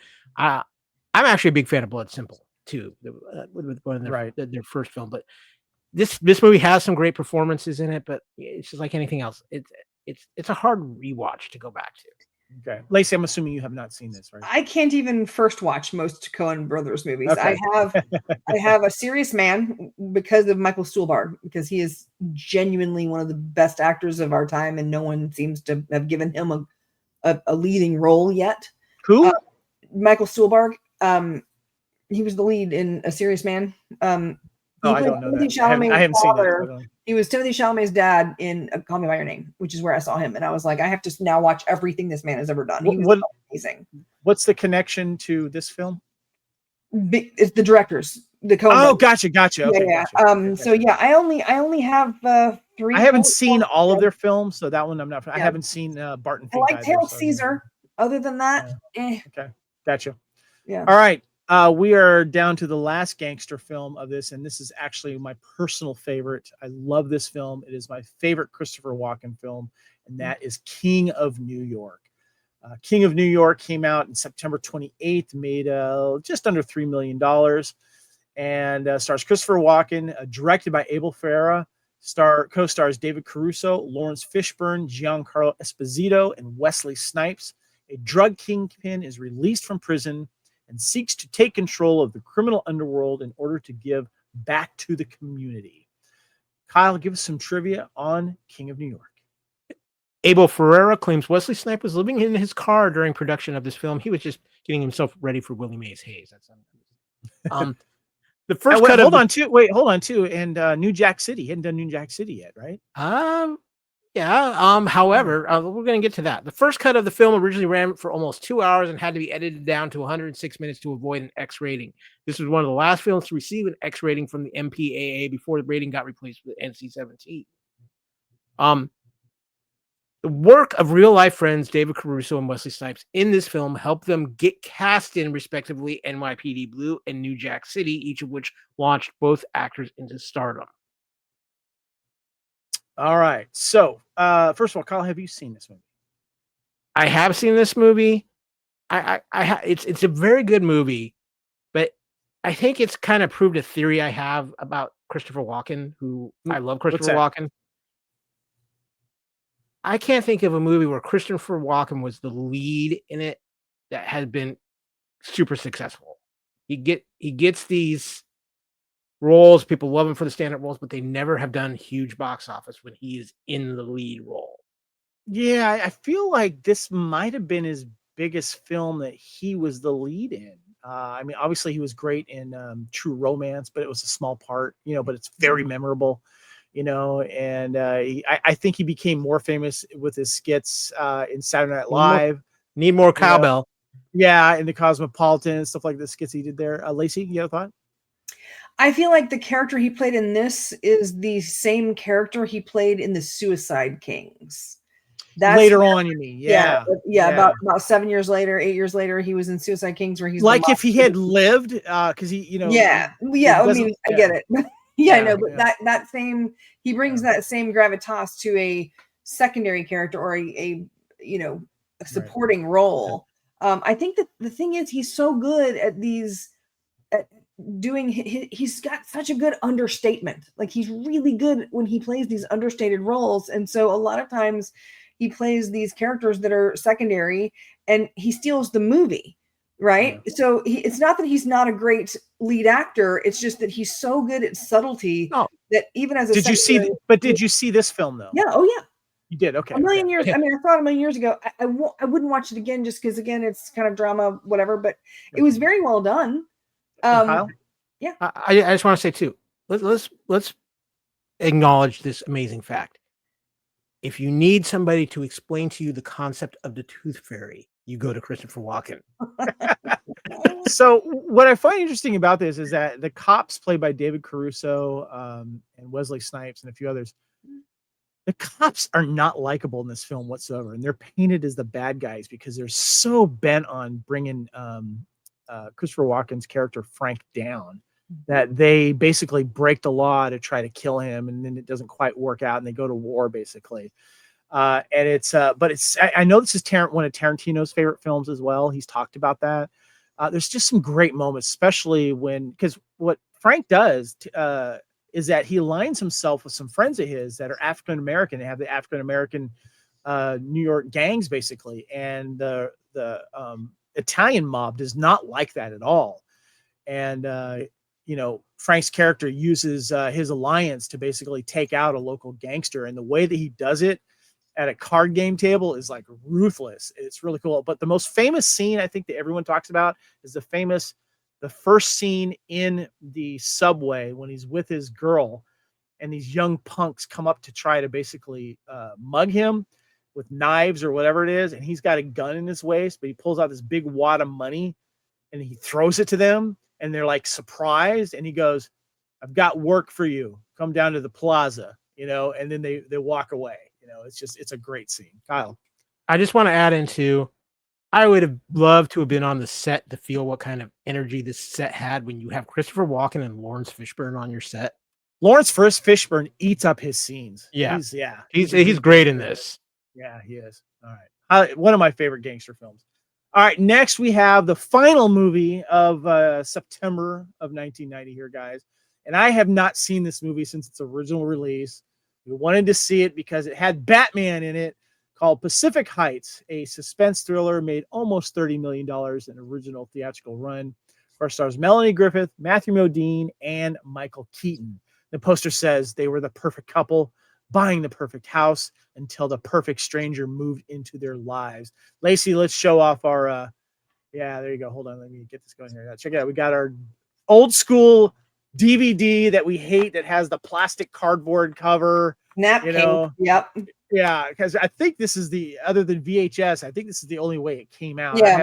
I haven't searched for Blu-ray on it personally. I looked to see if I could upgrade this. It's one of those things, I have them along the wall and I don't realize it until I go back to watch something again and I go, I should try and upgrade this to Blu-ray just so I can, it's not, I didn't see it on Blu-ray yet. So a couple work hard to renovate their dream house and become landlords to pay for it. Unfortunately, one of their tenants has plans of his own. Directed by John Schlesinger, writers Daniel Payne, Melanie Griffith, Matthew Modine, of course, Michael Keaton co-star in this. Kyle, give us some trivia on Pacific Heights. Screenwriter Daniel Payne once rented an apartment to a tenant that he could not evict. The film was inspired from this scenario. That's a little scary. This is ranked number 93 on Bravo's The 100 Scariest Movie Moments list. Film critic Janet Maslin in the New York Times wrote that this film was perhaps the first eviction thriller. I have one more thing I need to add to the first eviction thriller. I love that. I have one more thing to add about this. It's not trivia, but it's my thought on this. Kevin, you want to get crazy? Let's get crazy. Michael Keaton is the most underrated crazy actor in Hollywood history. Oh my God. He was good.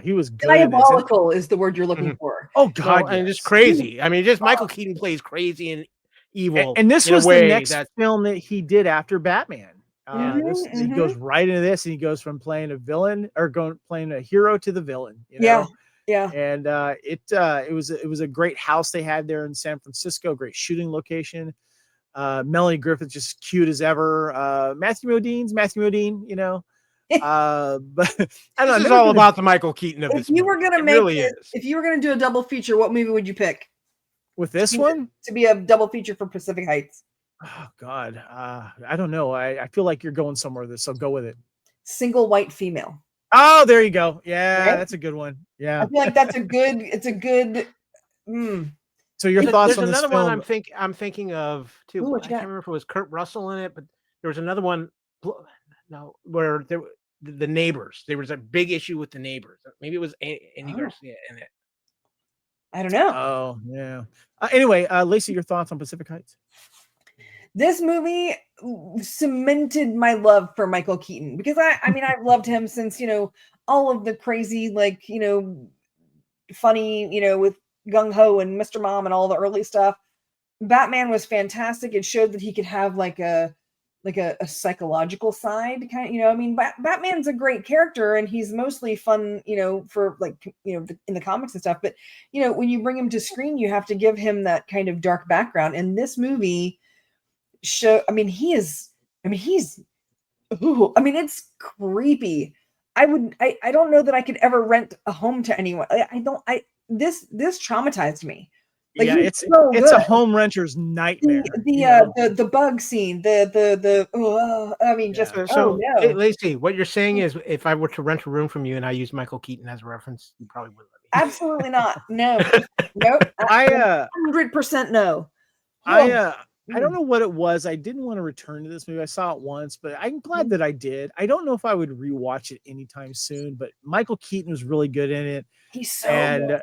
yeah, he is really good in this. And the whole legal thing about squatting in a hotel in Squatters' rights in California are a real situation. yeah, that I found fascinating because Laurie Metcalf plays the lawyer that they talk to right away. And then things kind of get out of hand. But the thing that I noticed was that what the downfall is with this couple is Matthew Modine's character's temper. If he didn't get as mad as he did, and because Michael's character was playing into that and set himself to get beat up by Matthew Modine so he could, do that. And one thing led to another. Huge rage bait thing. Yeah. Rage bait. That's a good way to put it. Kyle, do you remember this movie? Oh yeah, I mean, Michael Keaton's performance in this is legendary. Let's be honest here. You forget Melanie Griffith and Matthew Modine are in it. They're everybody's just kind of like, Keaton's like, just move out of my way, let me do my thing. And it's and again, because he had just done Batman, to see him like this, it's insane. And yet it's one of those movies. Am I gonna say it's a great film per se? I'm not sure about that, but Michael Keaton's performance is so just mind-blowing in this film. That's what makes this film stand where it is. It's one of those movies that's also been lost to time, I feel, because of the lack of physical media for it. You're lucky if you're finding this cardboard old school thing. Lacey, show yours. It's the same one, right? You got it there? Yeah, same one. There you go. Yep. Yeah. But it was nice to revisit it. I thought it was good. And it moves. There's no downtime in it. It's like an hour and 40 minutes. It's a good runtime. And it's a good San Francisco movie too. I like movies that are in San Francisco. So there you go. All right, guys. Well, let's go ahead and wrap things up. This has been Time Warp 1990 here on the Fandom Podcast Network, talking about the movies that came out in September of 1990.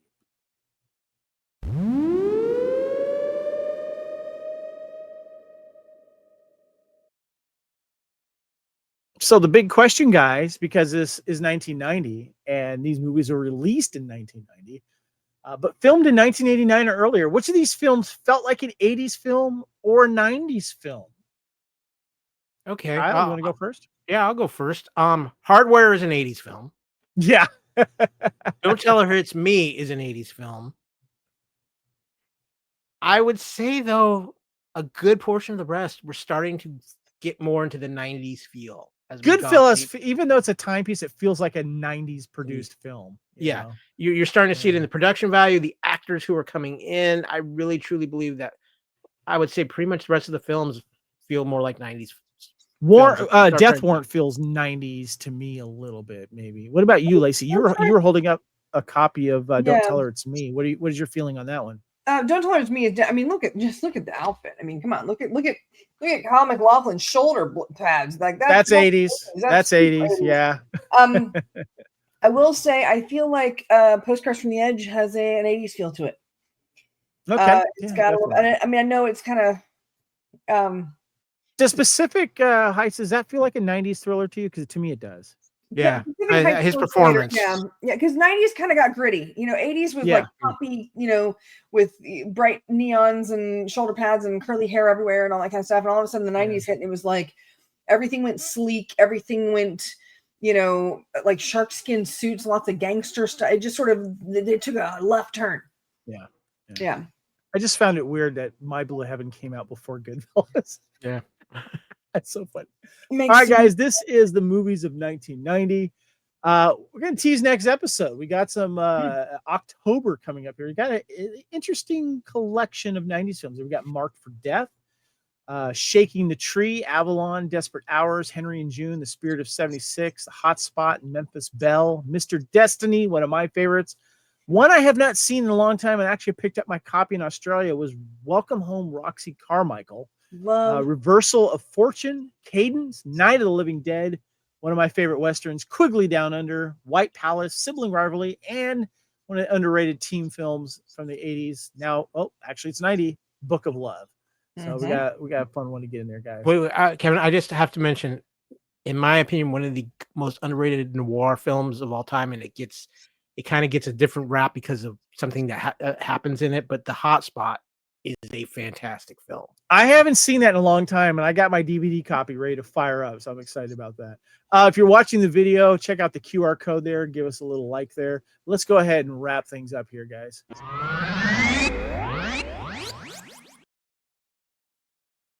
Time Warp here on the Fandom Podcast Network. You can find Fandom Podcast Network on Facebook, Instagram, X, Blue Sky. Kyle, give me your final thoughts on how can we reach you for this month, September of 1990.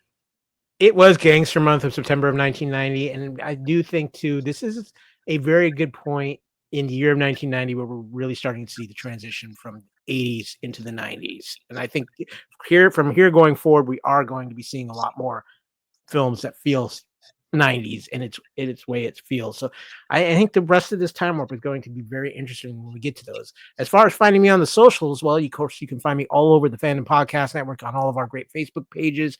You can find me individually on Fandom Podcast or on Facebook as Kyle Wagner. You can find me on Twitter and on Blue Sky at AKyleW, and you can find me on Instagram and Threads at AKyleFandom. All right, Lacey, give me your final thoughts on September of 1990 Time Warp.